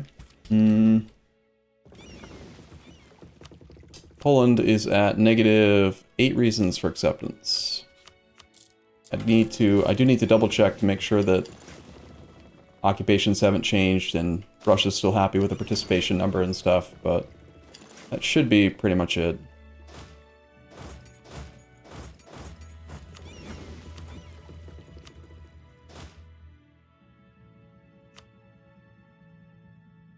Alright, actually, this army should go instead over to here since we're preparing to invade Tunis. Should also put one on Cagliari, probably.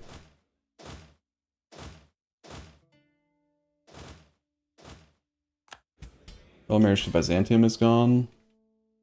They're on low enthusiasm. Come back from favors on Russia. Not very high priority. Go to Epirus, pick that army up.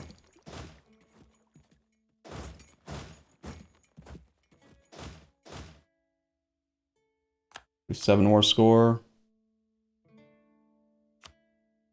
And, alright, double check. So I get the 2 provinces I wanted.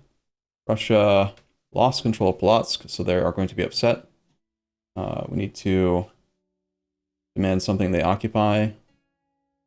They get 1 favors, they accept. Good, it's fine for now. Kept our PP up, and we get money. 3,000 money is good. It's not just that we get 3,000 money, it's that they lose 3,000 money. That is also a factor. These cores are reasonable. Actually, something we could consider. We could sit on uncored land for a few years and wait. You guys voted, right? And you guys chose admin ideas next? I already forgot what the result of the poll was. If you chose admin next, it's only 2 ideas in. We can save 25% of the cost of these cores. If we just are willing to sit on the overextension for a bit. Double checking the poll. Yeah, 69% for admin. It's not a lot of overextension, and I think it's quite reasonable. Like, looking at this cost, it's not much. But, yeah.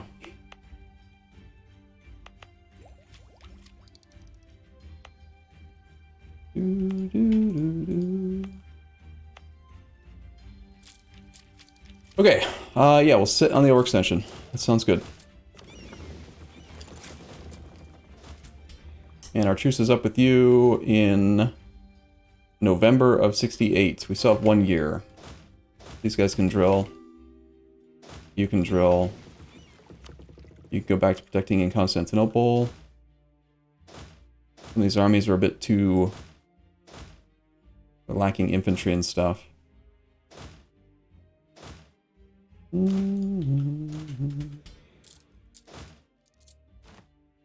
Why are we suffering attrition here, Aragon? Stop. Do you not know that I have no manpower? I need you to stop.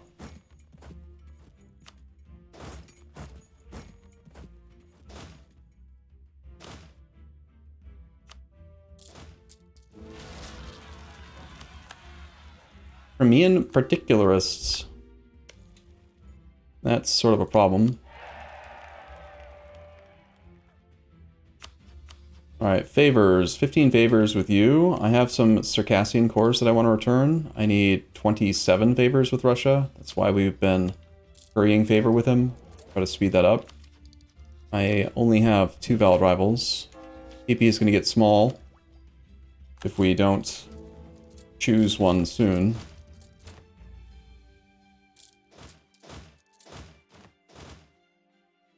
Our subject is a 3623 general. Nice. Alright, that's 2 annoying rebellions, so I guess we'll pull the fleet and deal with it.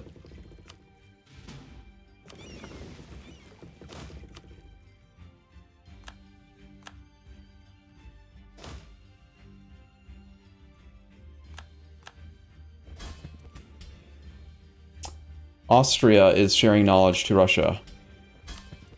Austria? You're gonna give Austria the money? Russia's also allied to France. That's disgusting. Alright, we're doing nothing for a year. And then we are going to go after Tunis, who still has only Morocco as an ally. And we haven't discovered Morocco. What? Okay, now we've discovered Morocco. How do we not have discovered Morocco? We should spy on Spain and steal our maps. Are we part of like a weird tech group or something? Why do I not know of anything? Tech group Eastern. Yeah, that's why we're not getting offered like maps of the New World. Eastern tech group. Surprised we stayed Eastern tech group when we switched to Italy.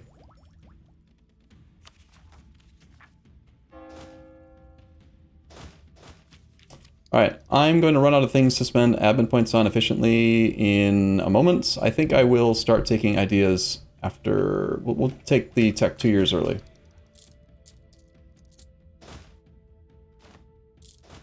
January 1st.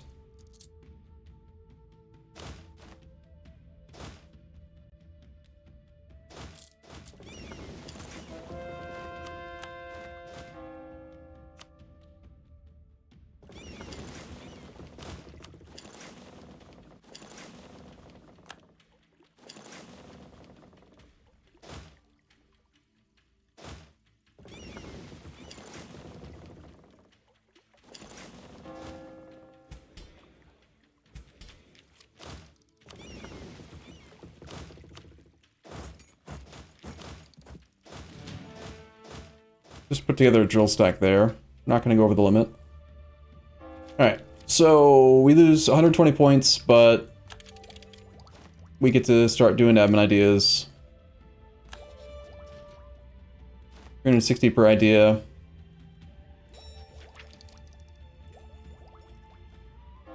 It is not horrible.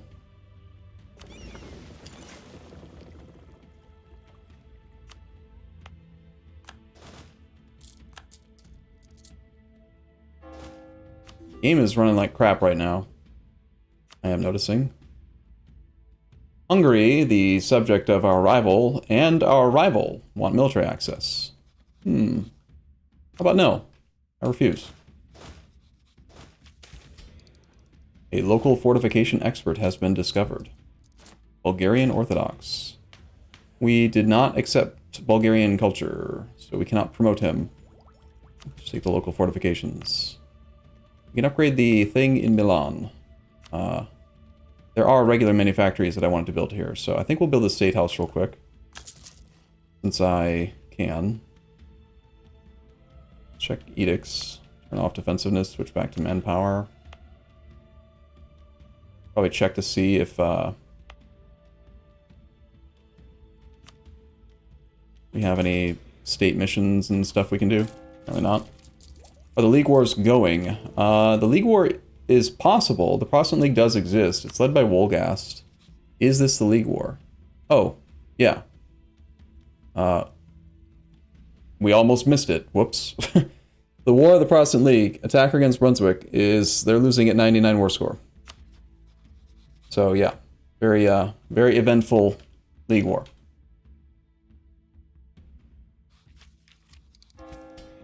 Was the Commonwealth in it that whole time? I don't feel like they were.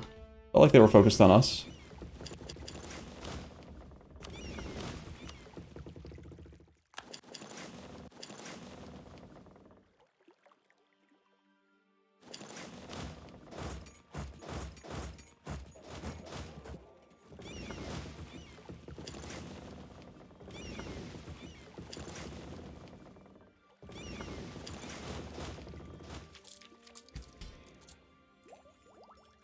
Yeah, I blame the lag.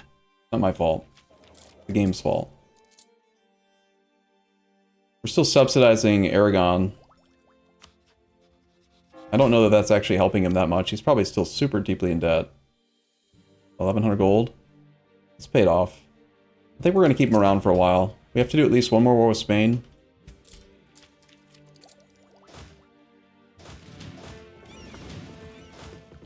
Got 43 total transports. We are going into Tech 14 very, very soon, so it's time to update the template from 16010 to 18012.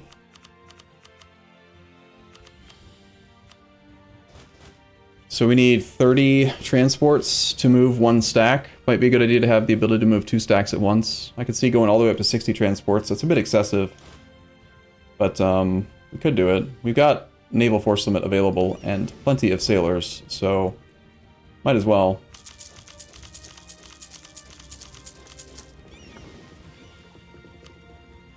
That takes us to 60. We need to get more ships queued up. Let's grab our light fleet. And do this. Until we have no more money. Basically. Let's check for shipyards. Check for workshops. Check for... We want money to upgrade our forts. A lot of excellent locations to build center manufactories. We currently have on our discount to construction costs, so these are pretty high value. We just build those. And now we're just kind of waiting for the war with what's his face.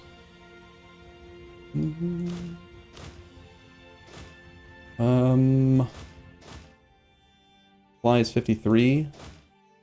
Pull a stack off. Send that over there.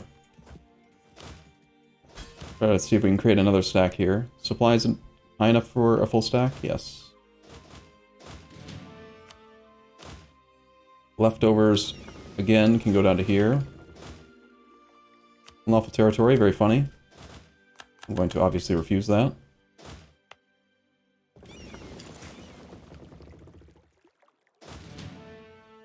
Leave behind a stack here, grab these leftovers. I have just the 3 stacks right now, plus my leftovers stack. Leftovers stack then goes back up to Pisa, where we'll start training more to try to get a 4th stack online.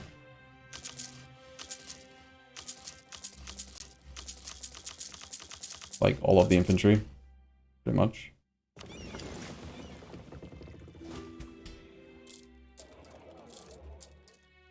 Game is choking. It's because of the great powers. Like, the Ottomans is probably doing a thing, it's the League War doing a thing, it's the Ottomans, it's us doing a thing, it's... As soon as the League War's over, we should probably end, like, reload the game. That would help a lot, I think. All armies are drilling. No. Another one of his subjects is trying to get military access through us.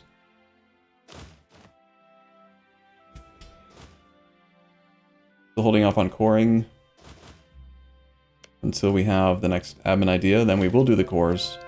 We'll pause on the idea group to get rid of the overextension, but saving monarch points is worth it. Rebels. Valencian separatists? Gross. Let me guess, there's no fort there, of course. Got caught spying, of course.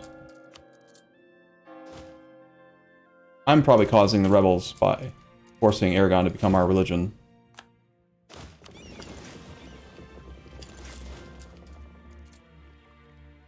That's okay, though. No big deal. You should come back and spy, probably on Spain, who will likely, at some point, be another valid rival. Be a valid rival again, rather. Okay, I'm gonna bring this stack down into Aragon as well. I think we're coming up on our war in November.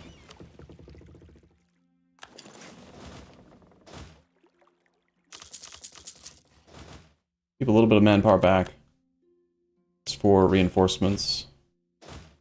And obviously, we do not respect Tunis. So we are going to keep drilling right up till the end. Build a church, gain base tax. And get your manpower to half. Very funny.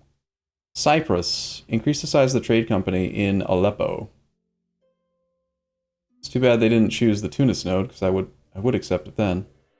Build a church in Novara. I mean, it's not the end. Sure. Do the church. One free base development. Why not?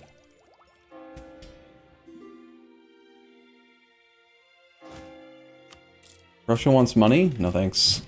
My money. Core cost reduction only affects coring, nothing else? Does CCR affect vassal annexation or annexation discounts?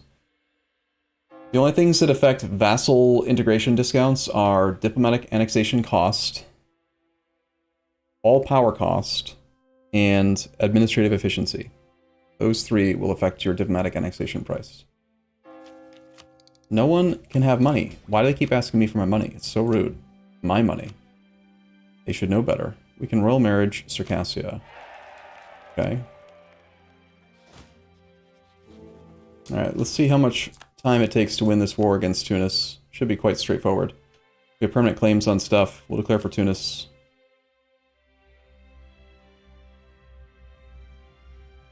They probably have a competent navy. We should bring our regular navy over. I'm sure they won't kill any of my ships if I just declare now, right?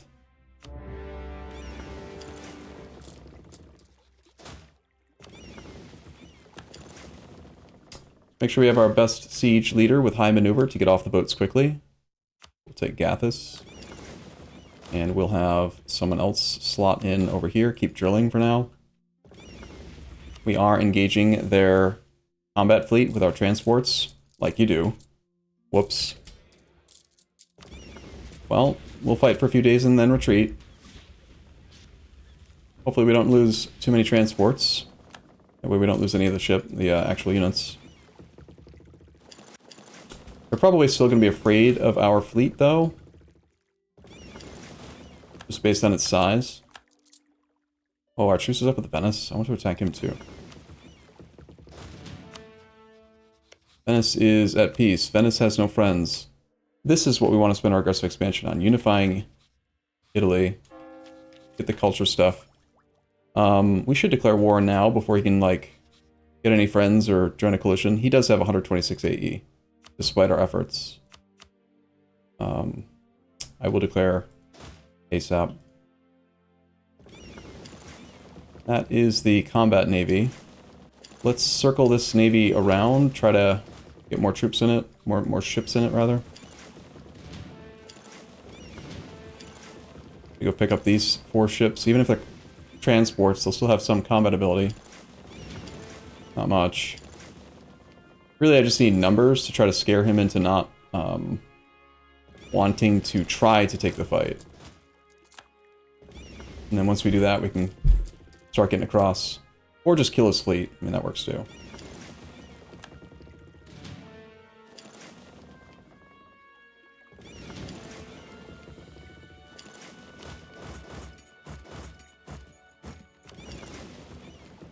Okay, we're going to land on Bizerte.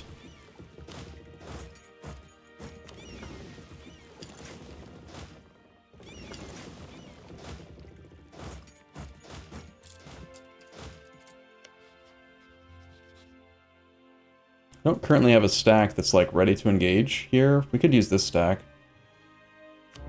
That's fine. I'm sure this army is capable enough, yeah? Yeah. The drill stack will go beat Venice.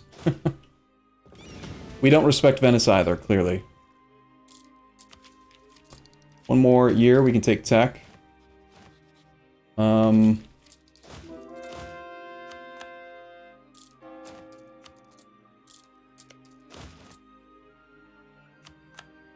We've lost oh, they must have sieged it right as the fort completed. Kind of funny.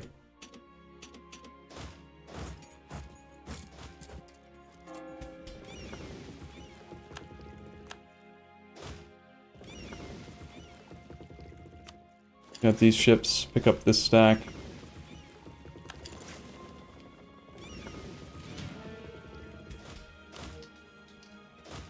You don't want me to take Brescia, huh? Well, that's understandable. Our troops are fairly competent, though, but not strong enough to fight two stacks. It's over 9,000!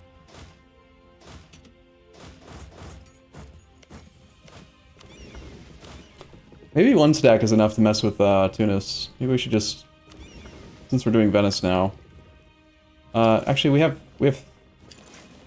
Okay, we'll do this. Drop that stack off, just to make sure that we're safe on this front, and then take this stack up here.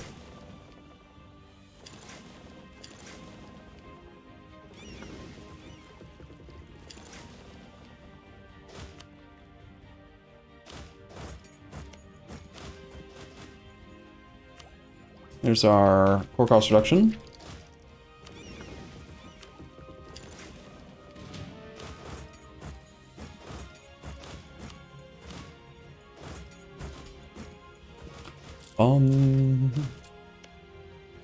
It says 63,000 troops. Yeah, we need 2 stacks here.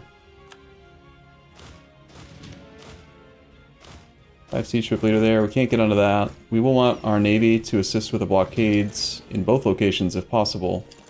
Focus on getting the Tunis fort done quickly and just get these other forts occupied in a reasonable time frame. Can we change the localization file so that it says Michigan instead of Italy? Probably. I don't know if that would affect Iron Man. I don't think it would. We're gonna save cash so we can upgrade forts. Definitely need to do a fort overhaul, like, pass to get rid of the bad forts that we have. We have 4 full competent stacks now. Can't start on the siege unless we want to re-land. That fort should fall fairly soon. If I attempt to do this, it'll probably fall. Yeah, see, it's... Because I did that, it fell. It's just how it works. Russia wants... No, Wolgast wants access. No thanks.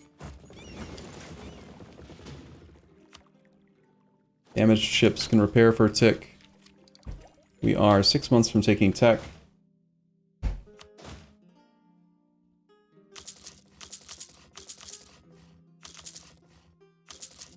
A few more infantry out.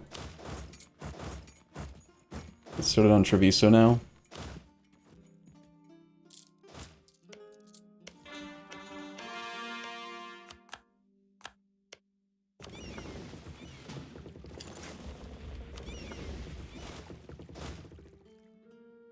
And there's a fort down there.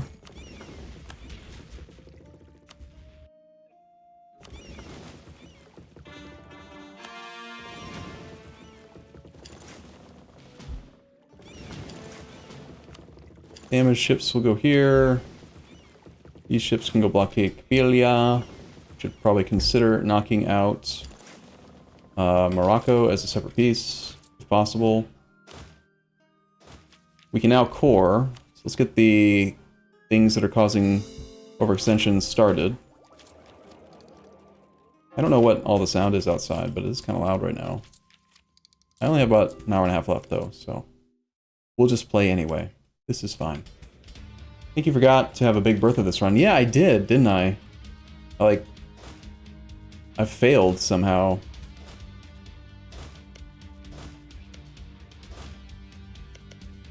So we're using 18012 stacks for the same reason that we were using 16010 stacks before.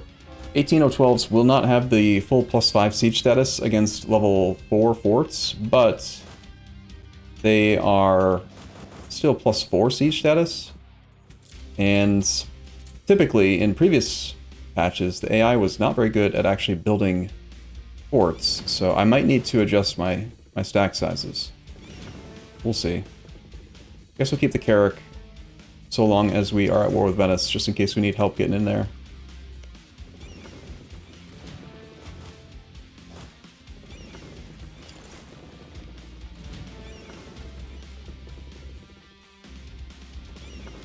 This next siege tick, and send the Navy over to try to clear this out. They're causing devastation right now. We are apparently really bad at sieges.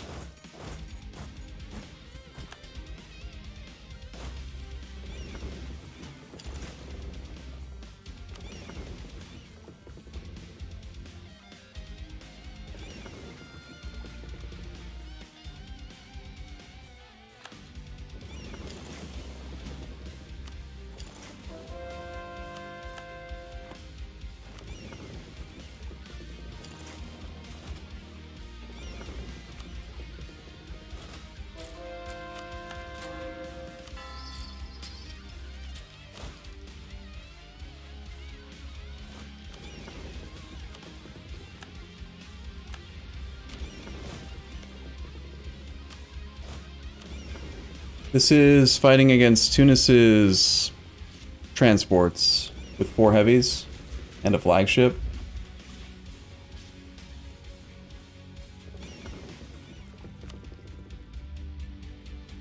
I'm gonna group the Navy. We got a bunch of ships that popped out over here that are currently hiding. In order to get Tunis to agree to a good, favorable deal, we probably do need to full occupy or knock out Morocco. Let's have this stack start heading over to Morocco. This fight is relatively favorable, I would say. But the Navy needs to go work on Venice now and get repairs.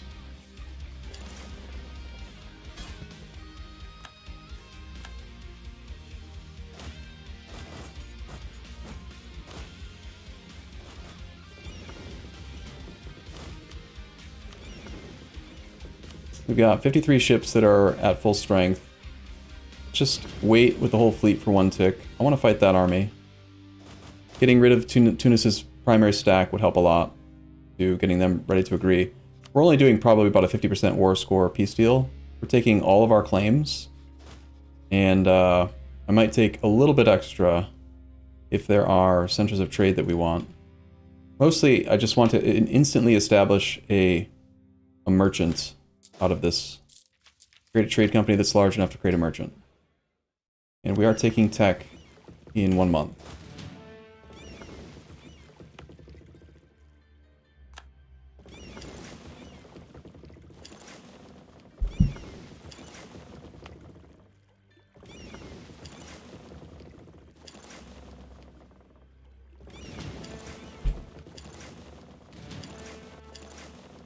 Go over there so we can get on to them. Make sure this is one of our better siege leaders, yes. Because we want to knock Morocco out relatively soon. Damaged ships can repair. And I think we will start the walk onto Venice just in case this siege doesn't go very fast. I'd love to boat bomb that Moroccan army. What's the diplo point cap? We're taking tech though. We have superior unit types. We have 1 more corps to start. And I am missionarying it, apparently.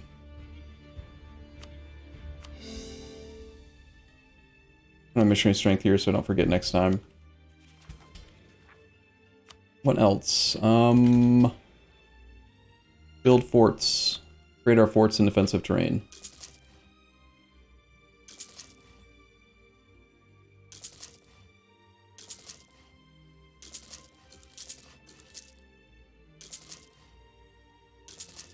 Upgrade subject forts is secondary. We are almost out of money. Belgrade is defensive. That fort needs to be saved if possible. A little bit late to turn on defensiveness there. Whoops. Have you seen the new RimWorld clone? I have not. Tell you what, let's do this. Stock up. Boat bomb that if they're not gone in time. Reestablish the blockade. This stack, I think, is instead of trying to go after Venezia, this should fall, right? Let's have them quickly take back Istria.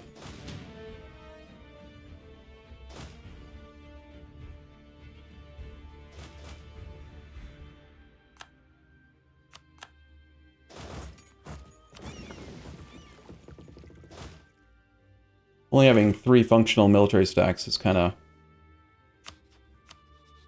3? 4. 3. I'm not sure.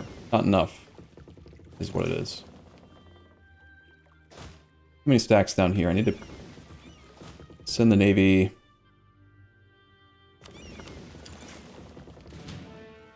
Just leave behind some light ships here. Enough to... No. I want to keep the fleet together. I don't care if we have blockades established. We do have +3 siege status from it, though, because we're in the second era. Damn it. Stupid Venice. Why do you have to have heavies and galleys?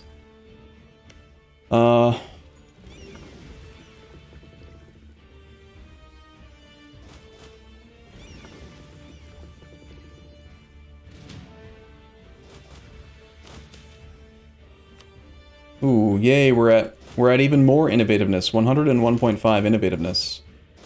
That's awesome. Okay, I gotta go pick this army up. Screw the blockades.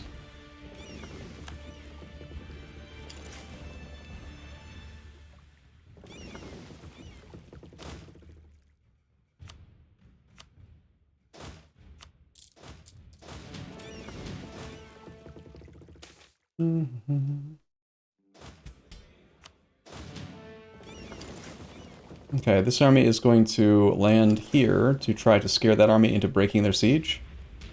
Or it's instead going to fight some ships, that's fine too. Please don't fall. Here's this stupid fleet. Apparently just killed their flagship, nice. We did win Istria. This army can go work on... Oh, it looks like one of our subjects took down Trent for us, that's nice. This is not part of our node or culture, but we do have stuff on it. Or like permanent claims or something, but we don't need it yet. Let's take it next war.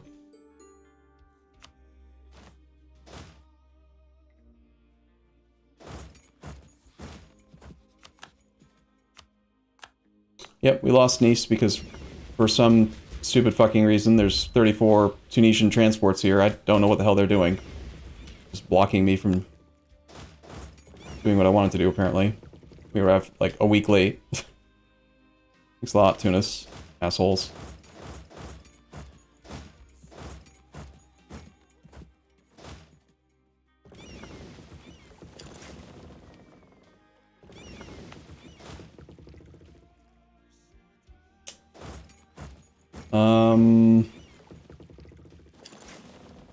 We should be able to peace out with Venice soon. Another H bonus. Doesn't do anything. Probably ship trade power now. The next most valuable thing. What are we doing over here? 71%?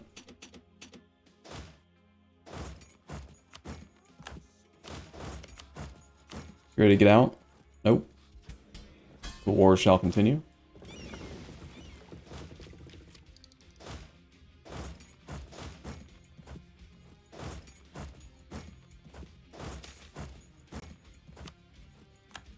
Infantry combat ability is always useful. Just take Venice, then I think we're done with Venice's war. So we're taking all of our claims, which is basically Italy. And we are wondering if we can handle 100 aggressive expansion. We are allied to Russia and France.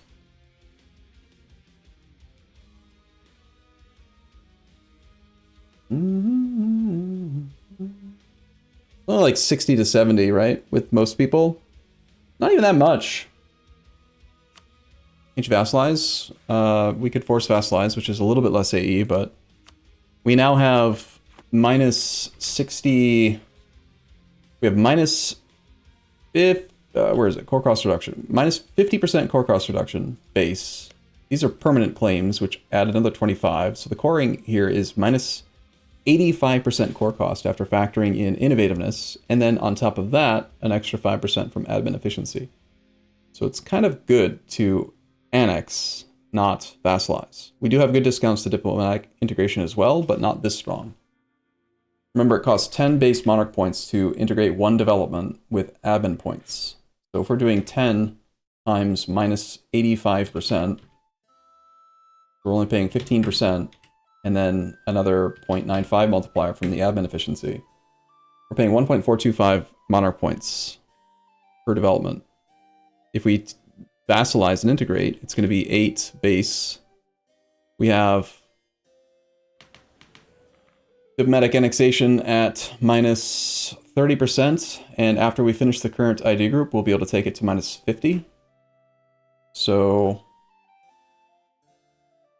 that's 50 from diplomatic annexation plus 10% from innovativeness, so a total of 60%.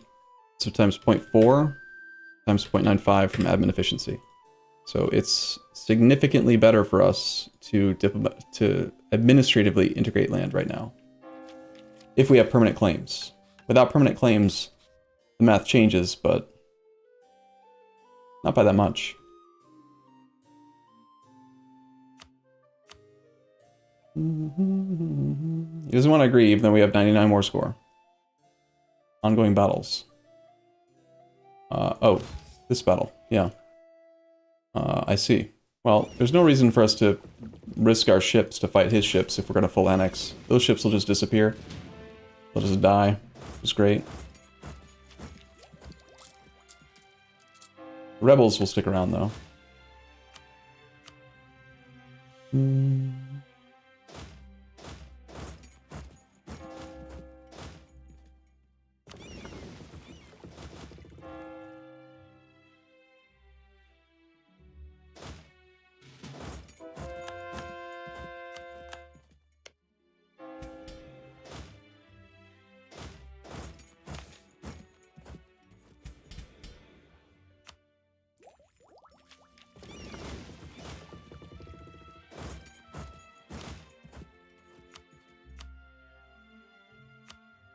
You could just accept, you know.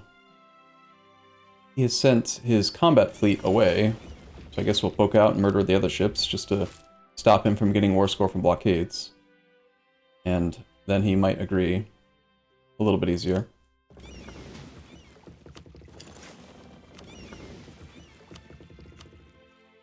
-7 reasons. How do you keep getting so goddamn lucky with your sieges, dude? Not cool. And of course, I got blocked long enough that I lost control of Tunis's capital.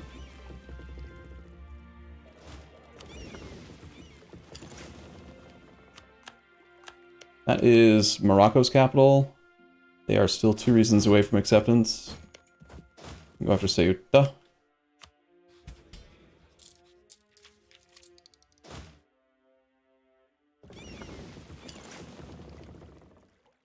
Lost control of that. We can boat bomb here. I think we will. Be a defensive terrain boat bomb. Easy win, and then we walk over to here.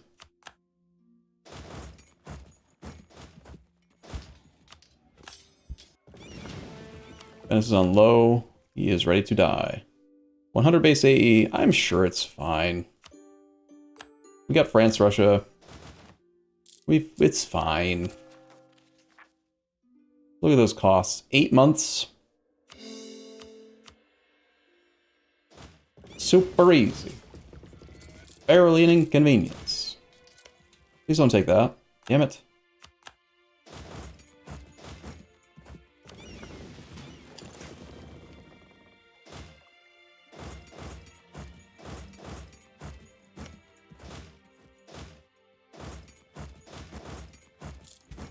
Okay, Morocco should accept peace. I would like money war ups. Sure, go away. That army is done. Let's go to over here. No coalition yet is a good sign. We are at 126% overextension, by the way. But one of the advantages to core cost reduction is the speed that the cores are completed, right? So it's only going to be 8 months until the first batch of cores are done. It's one of the reasons why... one of the reasons why... Words, use your words. One of the reasons why...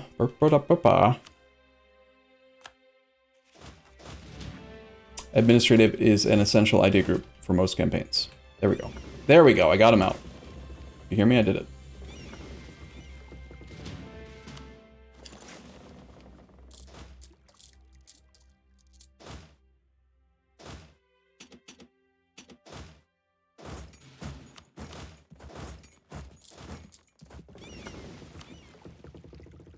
Okay, we redo our sieges over here, and then we are set.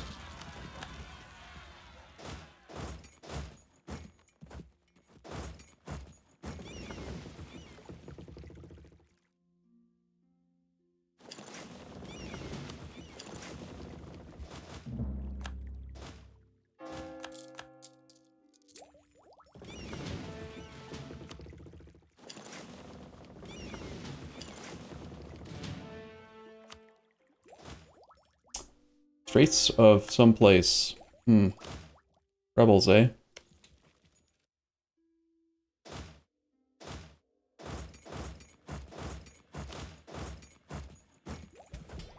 Really strange. Also not knowing, like, where all of the land is in that region. I feel like we should know where stuff is, and yet we don't.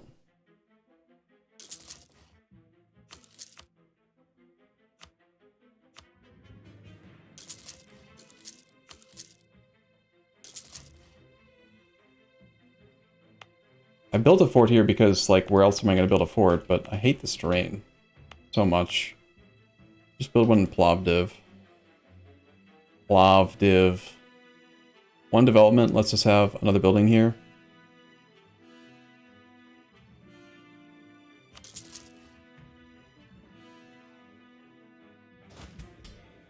Burgers aren't happy. Oh well.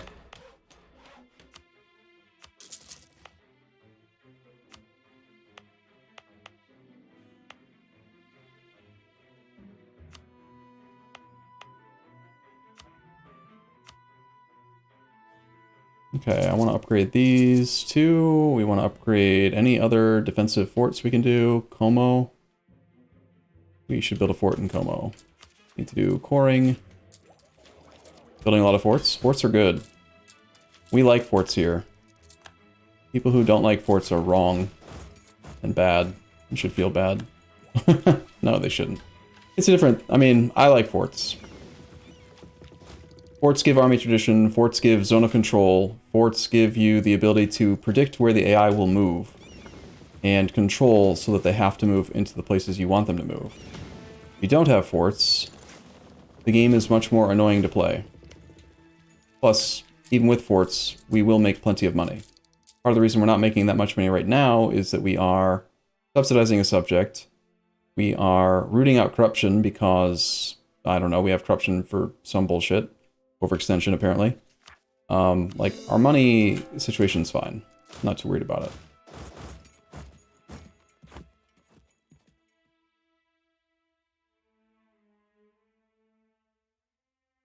There's no fort in here, so this army can just move all the way through to scout for us a bit.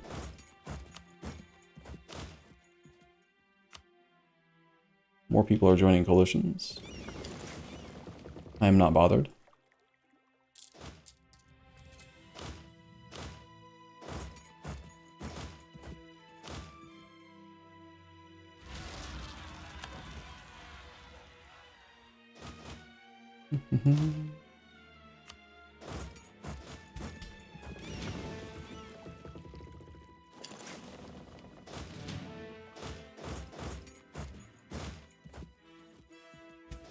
You have some unrest.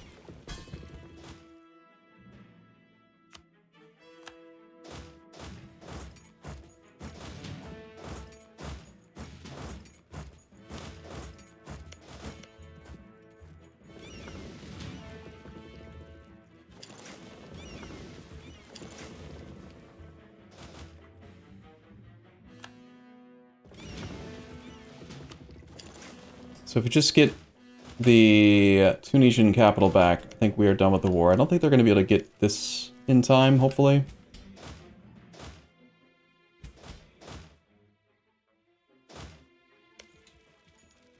I don't care to scout out all of his land. It's really not necessary for us to know about it.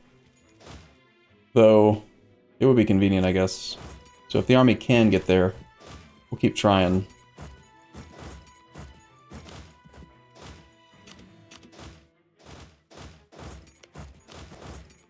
They should be distracted for a while with that siege.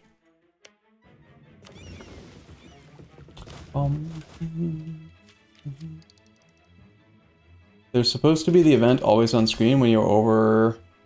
yeah, true. Oh, you mean the separatism event? The rebel separatists... what is it called? Rebels...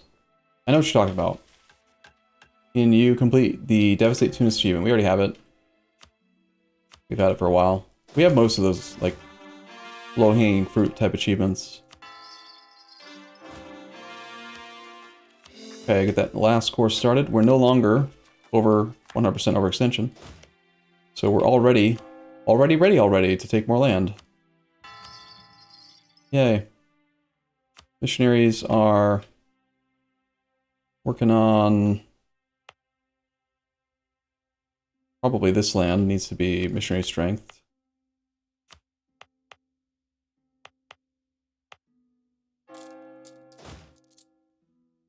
Unrest is something we're going to want to lower as soon as we can. Let's peace out here.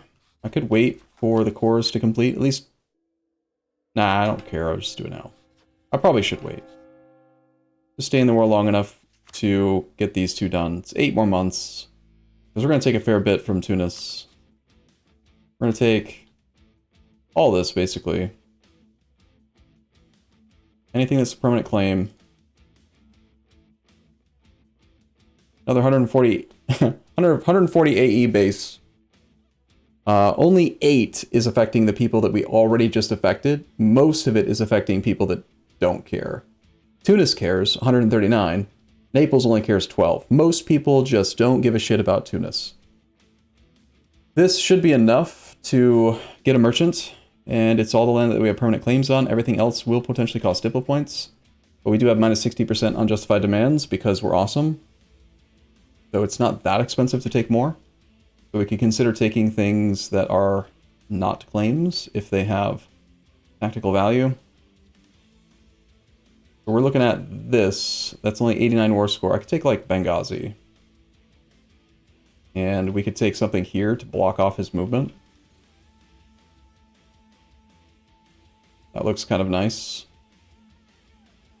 Kind of gross. Benghazi's in a different trade node, but it is still probably worth taking. And then we can always use Benghazi as a core, like a seed province for the what's their faces if something changes.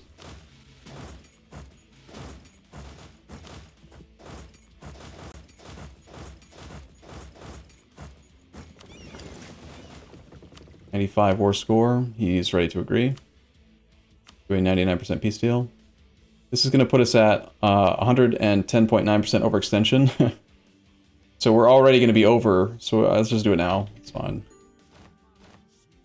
I think these armies belong together. I think these armies belong together. Alright, first things first, we're just going to straight up make this whole thing into a trade company. Boom. We're going to make this into a trade company too. Now it's a trade company, we're going to upgrade these things if we can. Development is high enough here, it is not high enough here, or in Benghazi. I doubt that I have the admin points to do these cores, but it only takes 16 months. We need more governing capacity. We're going to get some of that from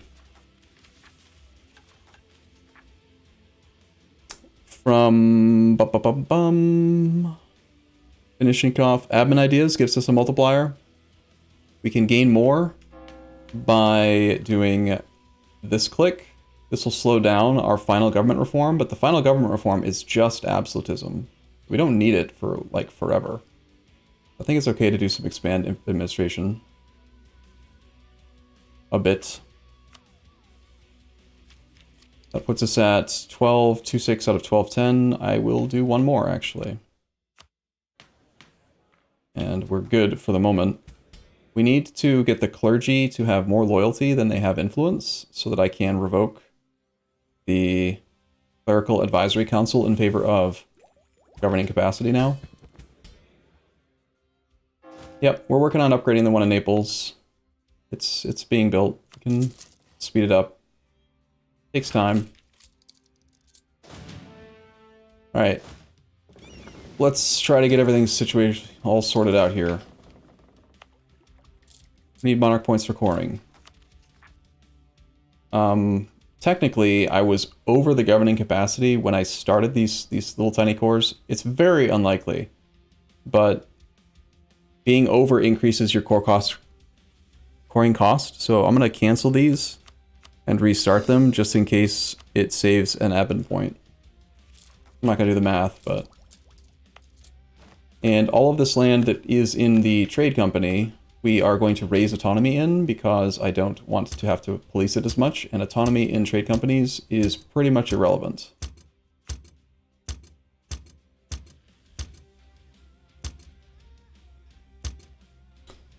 We should probably also go through and delete stuff that is awful, like churches are useless.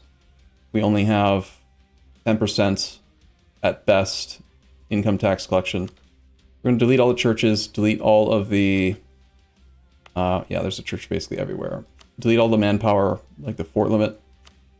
We get at best 0.2 force limit for this building. It's just not worth having. And we want to make space for merchant type stuff. Make sure there's space for manufactories, that kind of thing.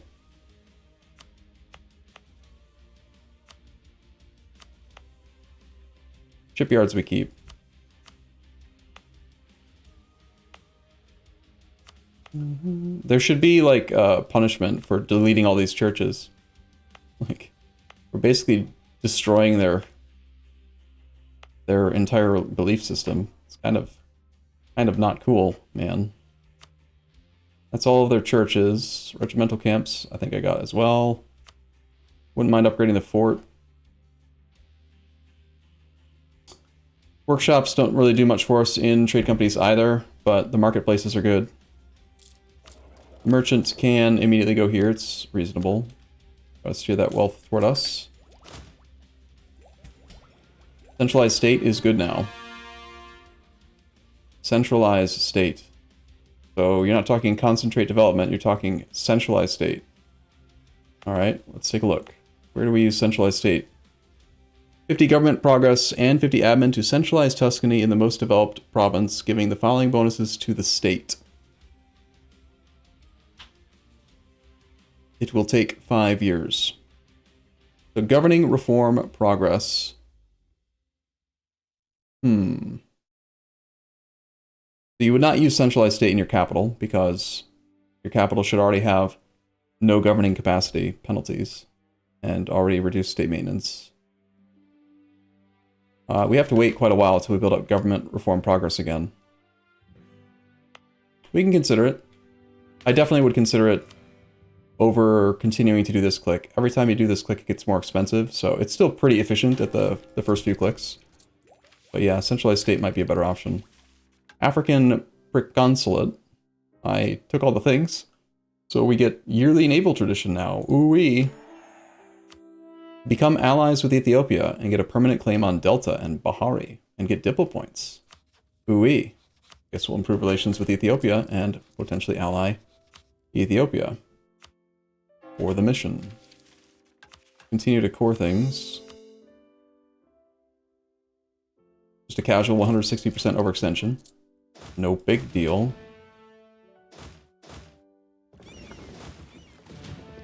Have the fleet go back to protecting trade in Constantinople. Delete the stupid ships.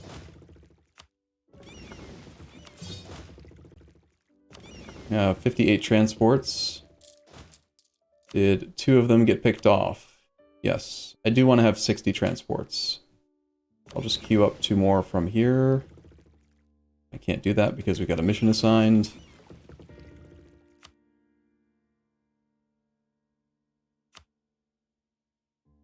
No provinces to build in. That doesn't sound right either.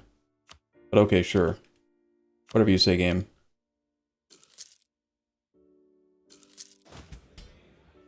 Okay, we can sell titles for Boku Dollares. I care more about governing capacity than I care about money at the moment.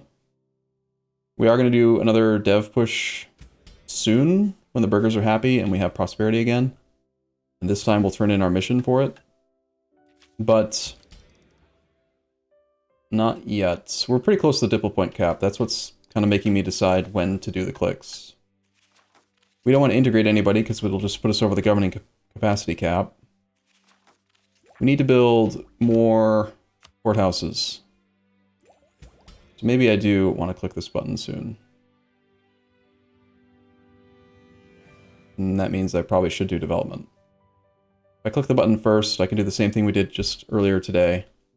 Click it, make the burgers happy, develop, get it back to the right numbers. That works. Barazd is pretty cheap to develop. Silly. Currently doing missionary stuff there.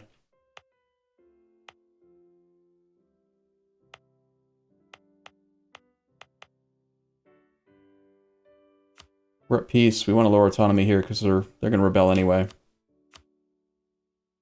Venezia down, Verona down, Treviso down, Bergamo, Brescia, all of them.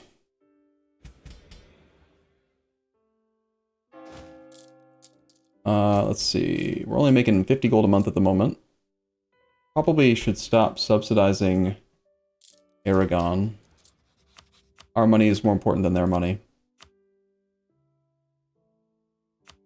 And I am probably still looking to integrate him at some point. So it's okay if he's deeply in debt. Subjects we plan to keep forever, we don't want to do that with, though. Let's wait a couple months before we do this click, because this click is based on your annualized income. So the first top 6 numbers get added up. The math is actually quite easy. 61.70 plus 69.7 plus 79.37 plus 8.33 plus 17.79. The top 6 numbers only, not war reps. So that number is what is used to determine the size of this number. 4925.98 divided by 236.89. It should work out to it's based on the last month's numbers. Our numbers may have changed slightly, which is why the math is off. It's exactly some multiplier, some like number of months. Have they changed much? 60.58? Yeah, they've changed a little bit.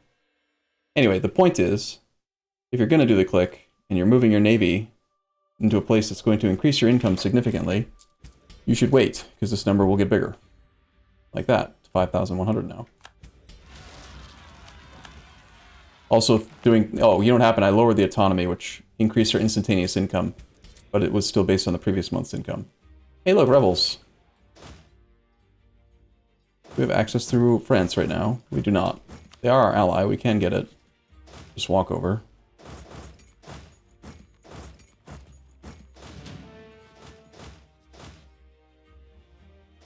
This is only temporary because of the overextension. Not too worried about it.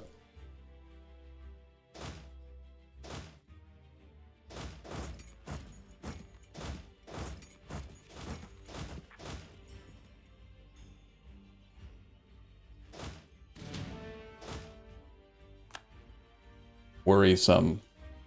Worrisome. Is it though? Are we worried, chat? Not worried.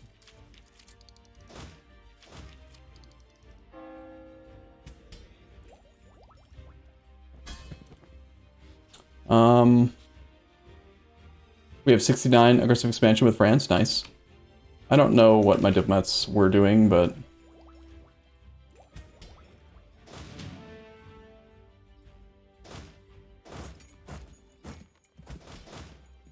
These two stacks should be able to take care of this. Naples joined the coalition, unfortunately. Shoot. I was still hoping to, like, murder him. When presented with a coalition, you should often attack the coalition. We could just attack it, return these last 3 provinces to the Pope as a short, small peace deal to go after with Naples, and prevent the coalition from getting bigger. It wouldn't be that hard, I think, to make Naples agree to just giving these 3 provinces back. It's not like we're going for full annexation or anything. We vassalized the Pope. I don't think I should have. I forgot that Italy got permanent claims on all of Italy right away. So, yeah. Oh, we should be focused admin, by the way. Can't change it for 3 years. Guess that's fine.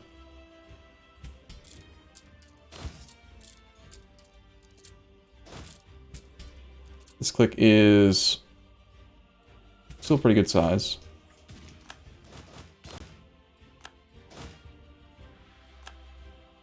We've been rivaled by Spain again. We have a truce with Spain. We do. Cannot embargo.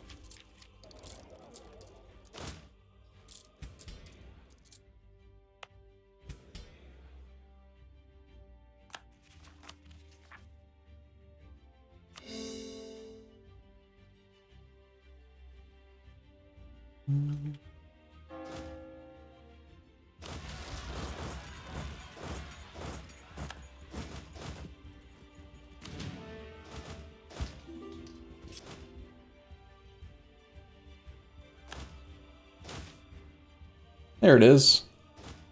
We were wondering where that event went.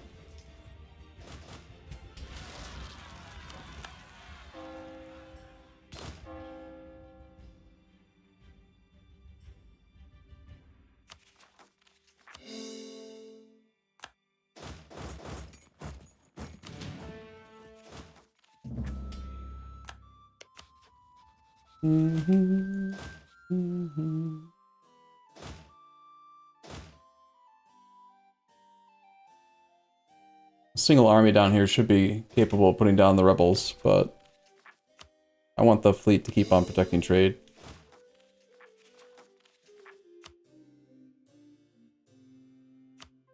Wow, Tunis is 26.6% overextension. Yeah, it is 35 AE, or 35 development, I guess. Kind of big. We have very little money. I need to get this thing done.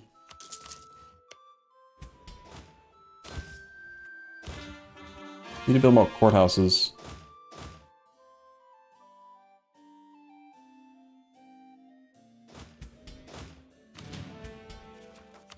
Down to 100 and something, 10% overextension now. It's going down fast. Roomba waiting for manpower? Yeah, no, that doesn't happen, ever. Why would we do that?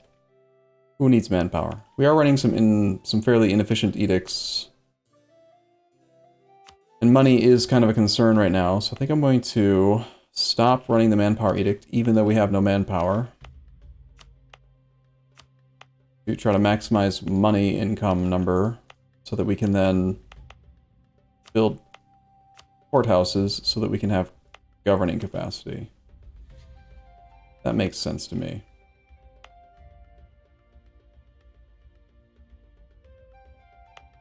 We are getting benefit out of that edict and this edict.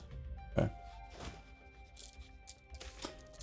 You never click this button in case we were asking where it was, the event, but you never click the button because this button will fire over and over again. This event has an event ID, and the ID, it can fire all the time. Anytime you're over 100% overextension, it can fire. But it can't fire if it's already firing.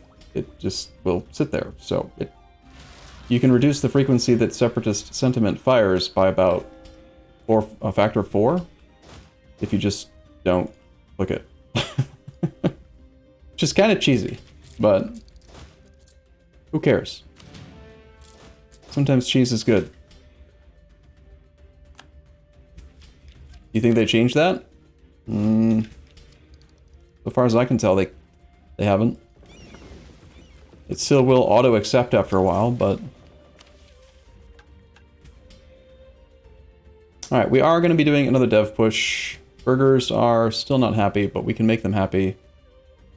Now the number's up to 6,000. Ooh-wee. Let's go ahead and do this. Click, make the burgers happy. Let's then turn in our mission. At least 5 provinces in southern Italy have 25 development in this area. Well, the dev cost isn't atrocious here. Not cheap, though. It's probably necessary to complete the mission tree. Great project can be upgraded in Venice, giving us reform progress growth, which means more governing capacity in super late game, because reform progress growth determines your reform progress, which is what you spend on stuff like centralized state, whatever. Let's see. Best place to develop is currently Varazd, with a dev cost of just 19. No prosperity. Anywhere else we can lower autonomy? Varazd is going to rebel again, probably. Sicily we can lower. Malta is an island. That's about it. Developing this will make it harder to convert, but it's pretty easy to convert. So, yeah, I think we dev.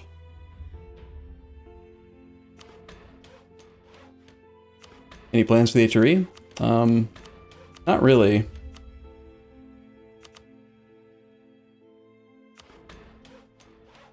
Sicily currently has on missionary strength edict. Missionary strength is 6.5. Even if I turn this on and dev it, it's still going to be easy to convert. So we'll do some more dev.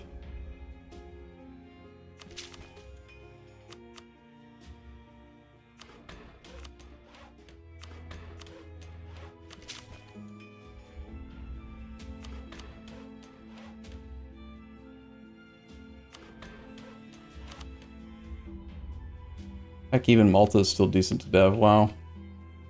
So has dev cost edict on, though.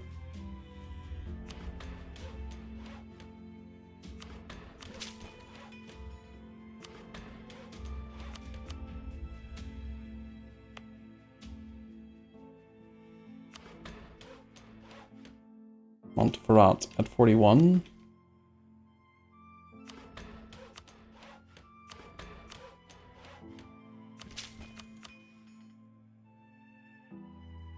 Yeah, let's dump the rest of our military points in as well, since we are currently, we have good discounts for development at the moment. Okay, and then with Siege Land, we go back above 20, and we've got a little bit of a cushion now so that I can maybe do a 5% thing for governing capacity soon.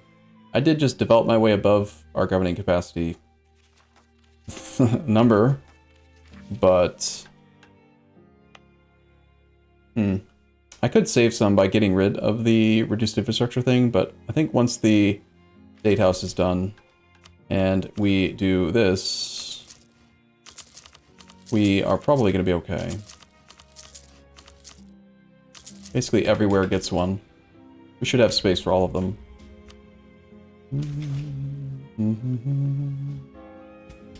I don't really need this, but I don't need the innovativeness either, so... D-Guns, thank you for your sub. Wurtemberg is joining the coalition. We don't have the fastest possible aggressive expansion decay we can right now. We could spend Patriarch Authority to increase it again. We can also pre-build courthouses and subjects we intend to integrate. We need building slots.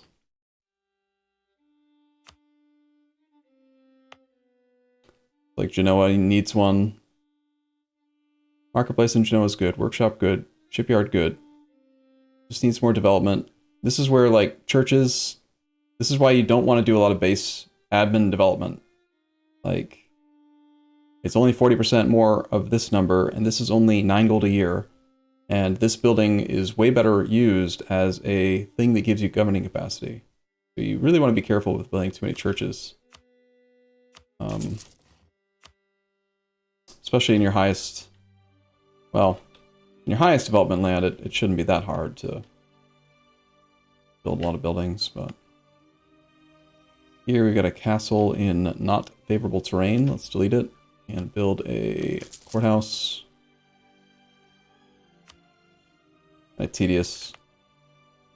Ferrara, same thing. Non-favorable defensive terrain. We've got other locations to build in now. Let's just dump the fort from here. Get a courthouse. Padova. Delete the church. Courthouse. Verona. Delete the church. Can't build a building. Awesome. Love when that happens. Verona doesn't have a center of trade, does it? Oh, it actually does. Upgrade that. Should upgrade any others that we conquered. We do have 4 merchants, so we can have 4 level 3 centers of trade now. Mantua is another inland center. Only has 3 provinces in it, but inland centers of trade are far more valuable than coastal centers of trade, because sailors are stupid. But manpower is good. So it's the only other inland center that we have at the moment, unless we want to do it in Verona, which would actually be fine. There's 5 provinces here. We should do Verona. Verona good. Should have done that probably before doing our dev clicks, because we could have gotten a little bit more dev discount, possibly. Okay, build this here. Treviso. Probably deleting our church. We could also consider getting rid of regimental camps. We really don't need the extra force limit. It actually makes it harder to get professionalism. If I'm trying to decide between the church and the force limit, they're about equal in my head. We're only 1 development away from this being another building slot.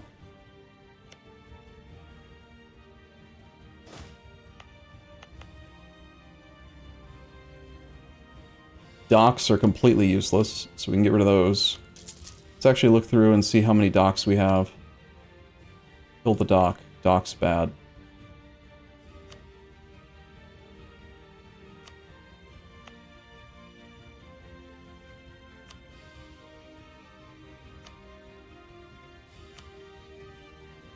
Okay, I see a dock in our subject, but that's okay.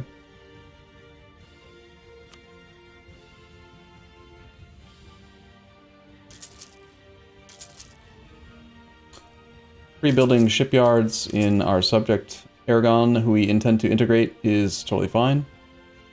Shipyards in Byzantium is also fine, because he might actually build the ships, and then I can just get trade power out of them. Shipyards are one of the better buildings. Like, you really can't go wrong building a shipyard.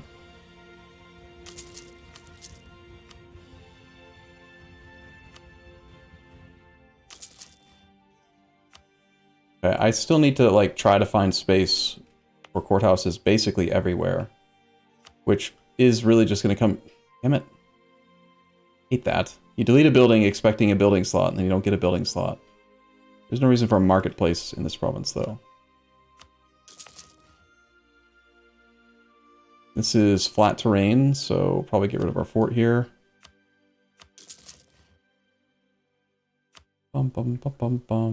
Bergamo. Expensive terrain. Got a manufactory. The church is decently valuable. It needs a fort here. So we have to delete the church and either push it to 20 to 30 development or delete the regimental camp as well. I am fine with deleting the regimental camp after the missionaries are done.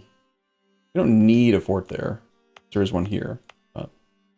And 2 is flat terrain. I'm going to just delete the flat terrain forts right now. I just do not want them.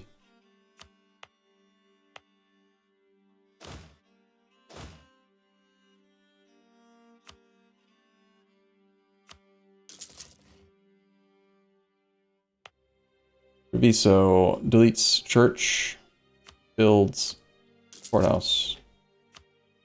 So those I'm going to work on in a sec. These two are deleting church. There is no center of trade here, no reason for marketplace. Just get it gone now. And Parma is upgrading its thing and also has a marketplace which is not very valuable. I will delete the marketplace before the church. And we're not done yet. This state we don't want courthouses in if possible because they don't do anything. Because, well, they do some, they just don't really affect province governing costs at all because it's already at 0. I've accidentally built one here. I'll let it finish though. Urbino needs one.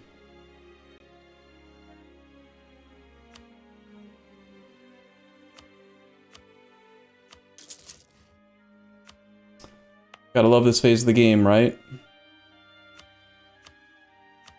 Deleting all your churches in order to... One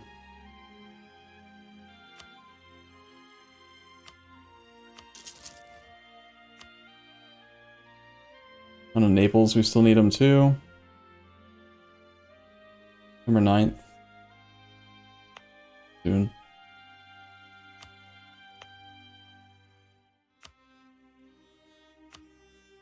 Bum, bum, bum, bum, bum, bum. That being said, I love the game. Not like trying to complain, it just sort of happens sometimes. I'm gonna pre-build more stuff in Aragon. And delete his things. Corsica needs stuff. Probably get rid of the fort on Corsica. It's not necessary. Church is also bad. Governing cap. I mean, this is required, right? This is how you handle it. You basically have to do this. And we have three states over here that aren't trade companies. So we need to make sure we have the courthouse in each of these locations. I need them here. Moscow needs one. The barracks is too important for it. Well, is it? Probably, I need a workshop here. We probably should take this to a higher development number. I don't have monarch points for it right now. Barracks is not that essential here.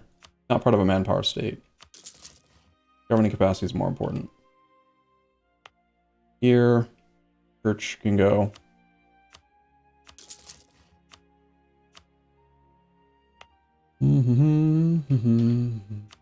Those are building forts. That is busy. Did a pretty good job of getting courthouses in most places, though. Okay. We have a courthouse in Granada.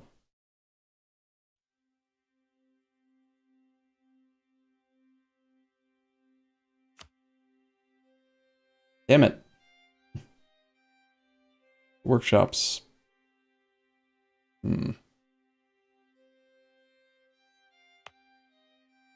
Well, I'll find space. That's the courthouses. Next is we've got to do the... Make sure we've got a state house in each of the main states. I have a state house being built in Milan only, but every other main state that's not the capital state, we need to find the best location to build a state house. Because reasons.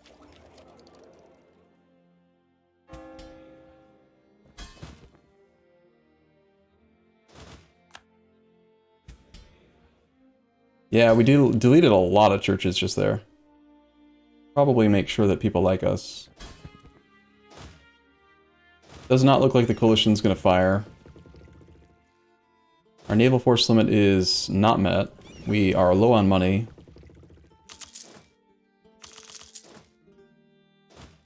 And we are at negative 14,000 manpower, but we come back at 2,000 a month. So we got that going for us, which is nice. Let's start drilling again. We do still have some unrest and some rebels, but it should start coming back really quick as soon as the next set of cores finishes and we get below 100%.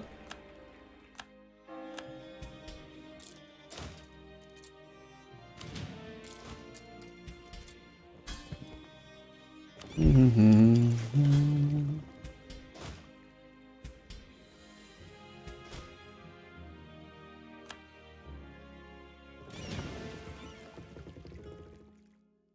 just have, you know, 80 to 100. Well, not that much. I mean, most of these people are at like 60. We're only coming back at 3.3 per year at the moment. Overextension will be gone fairly soon.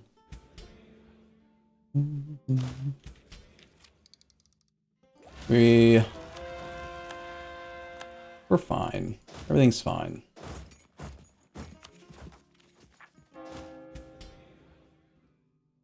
Just have to take some more chunks out of Naples, that's all.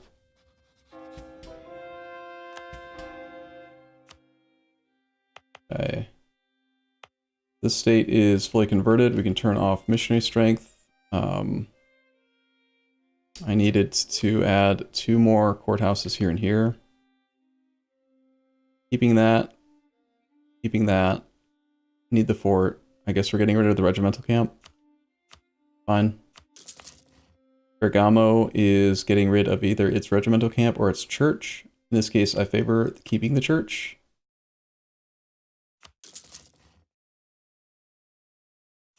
I just don't need the force limit. The force limit has like no actual value to me, whereas the church has some value, and some is more than none. I am very handsome. Why, thank you. Please tell all of the women in your area, and the men. Tell them about. Tell them all. Tell everyone. Anyone who will listen. That's unfortunate because we're about to fall below. The coalition's made up of this many countries, however many that is. Hey, we might actually get the achievement if they attack us. We should hope that they attack. It's more than 10 nations.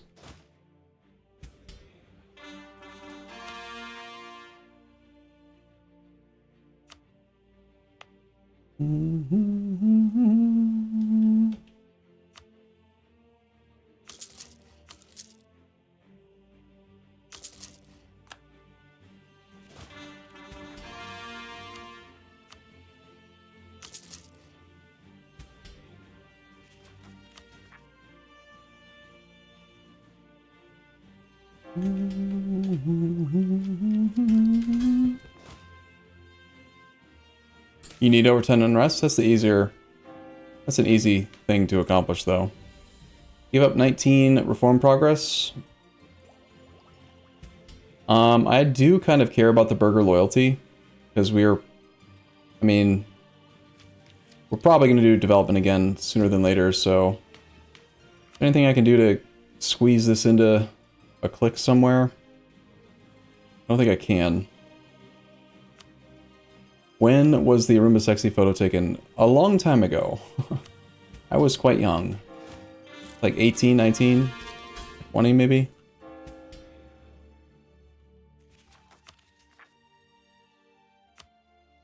Maxed out with Ethiopia, which means if we have a relationship slot, we can advance that mission. We should probably improve relations with France just to keep this going a little bit longer.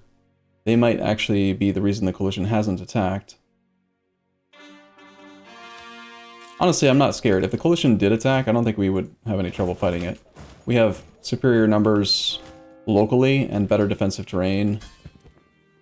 Plus, we got that old human brain thing, which typically does pretty well against non-human brains. AI is kind of dumb.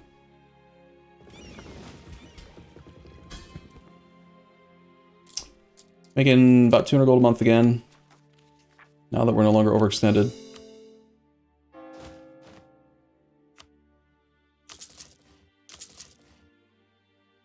Honestly, I'm just going to build anywhere that it's more than 0. I'm going to build it there, because if I just don't want the AI to build churches that I then have to delete everywhere. It's annoying. Okay, in this state, we want to build these in paper, glass, or gems. This state does not have a regular manufactory and can't have one until Admin Tech 16. But we probably do want to build a regular manufactory here. I might actually use expand infrastructure more often now.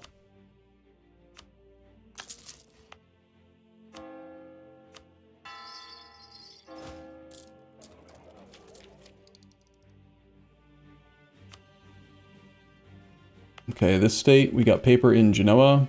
Genoa probably dumps its...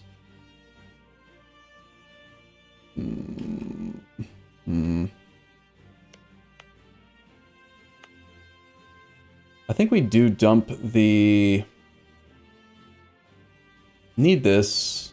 Don't need this, but want this. Don't need this, but want this. Don't need this, but want this. Trade power in the capitals in the primary node is pretty well pretty under control, right? Like, I'm not taking this to level 3. It's not the most important marketplace. We could ditch the marketplace here in favor of the manufactory. And eventually we do take it to 30 dev, I think. But not today, not yet.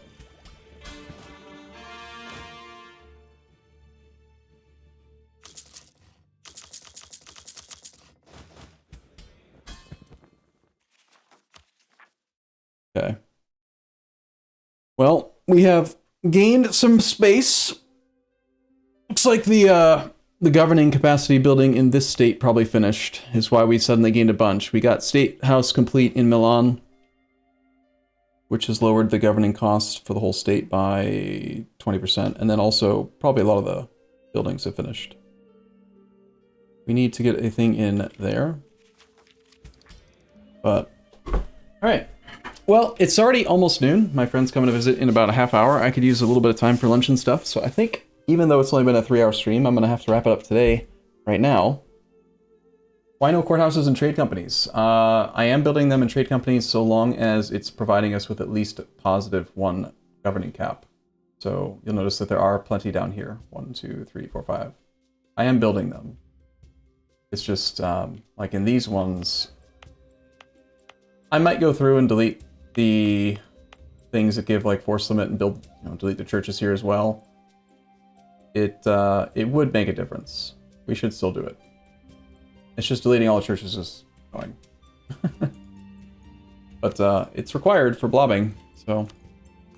Alright, I will be back tomorrow. You guys have a wonderful Friday afternoon, and I'll see you on Saturday morning. Have a great night. Enjoy your Friday. Sorry for the short stream. I'll make it up to you.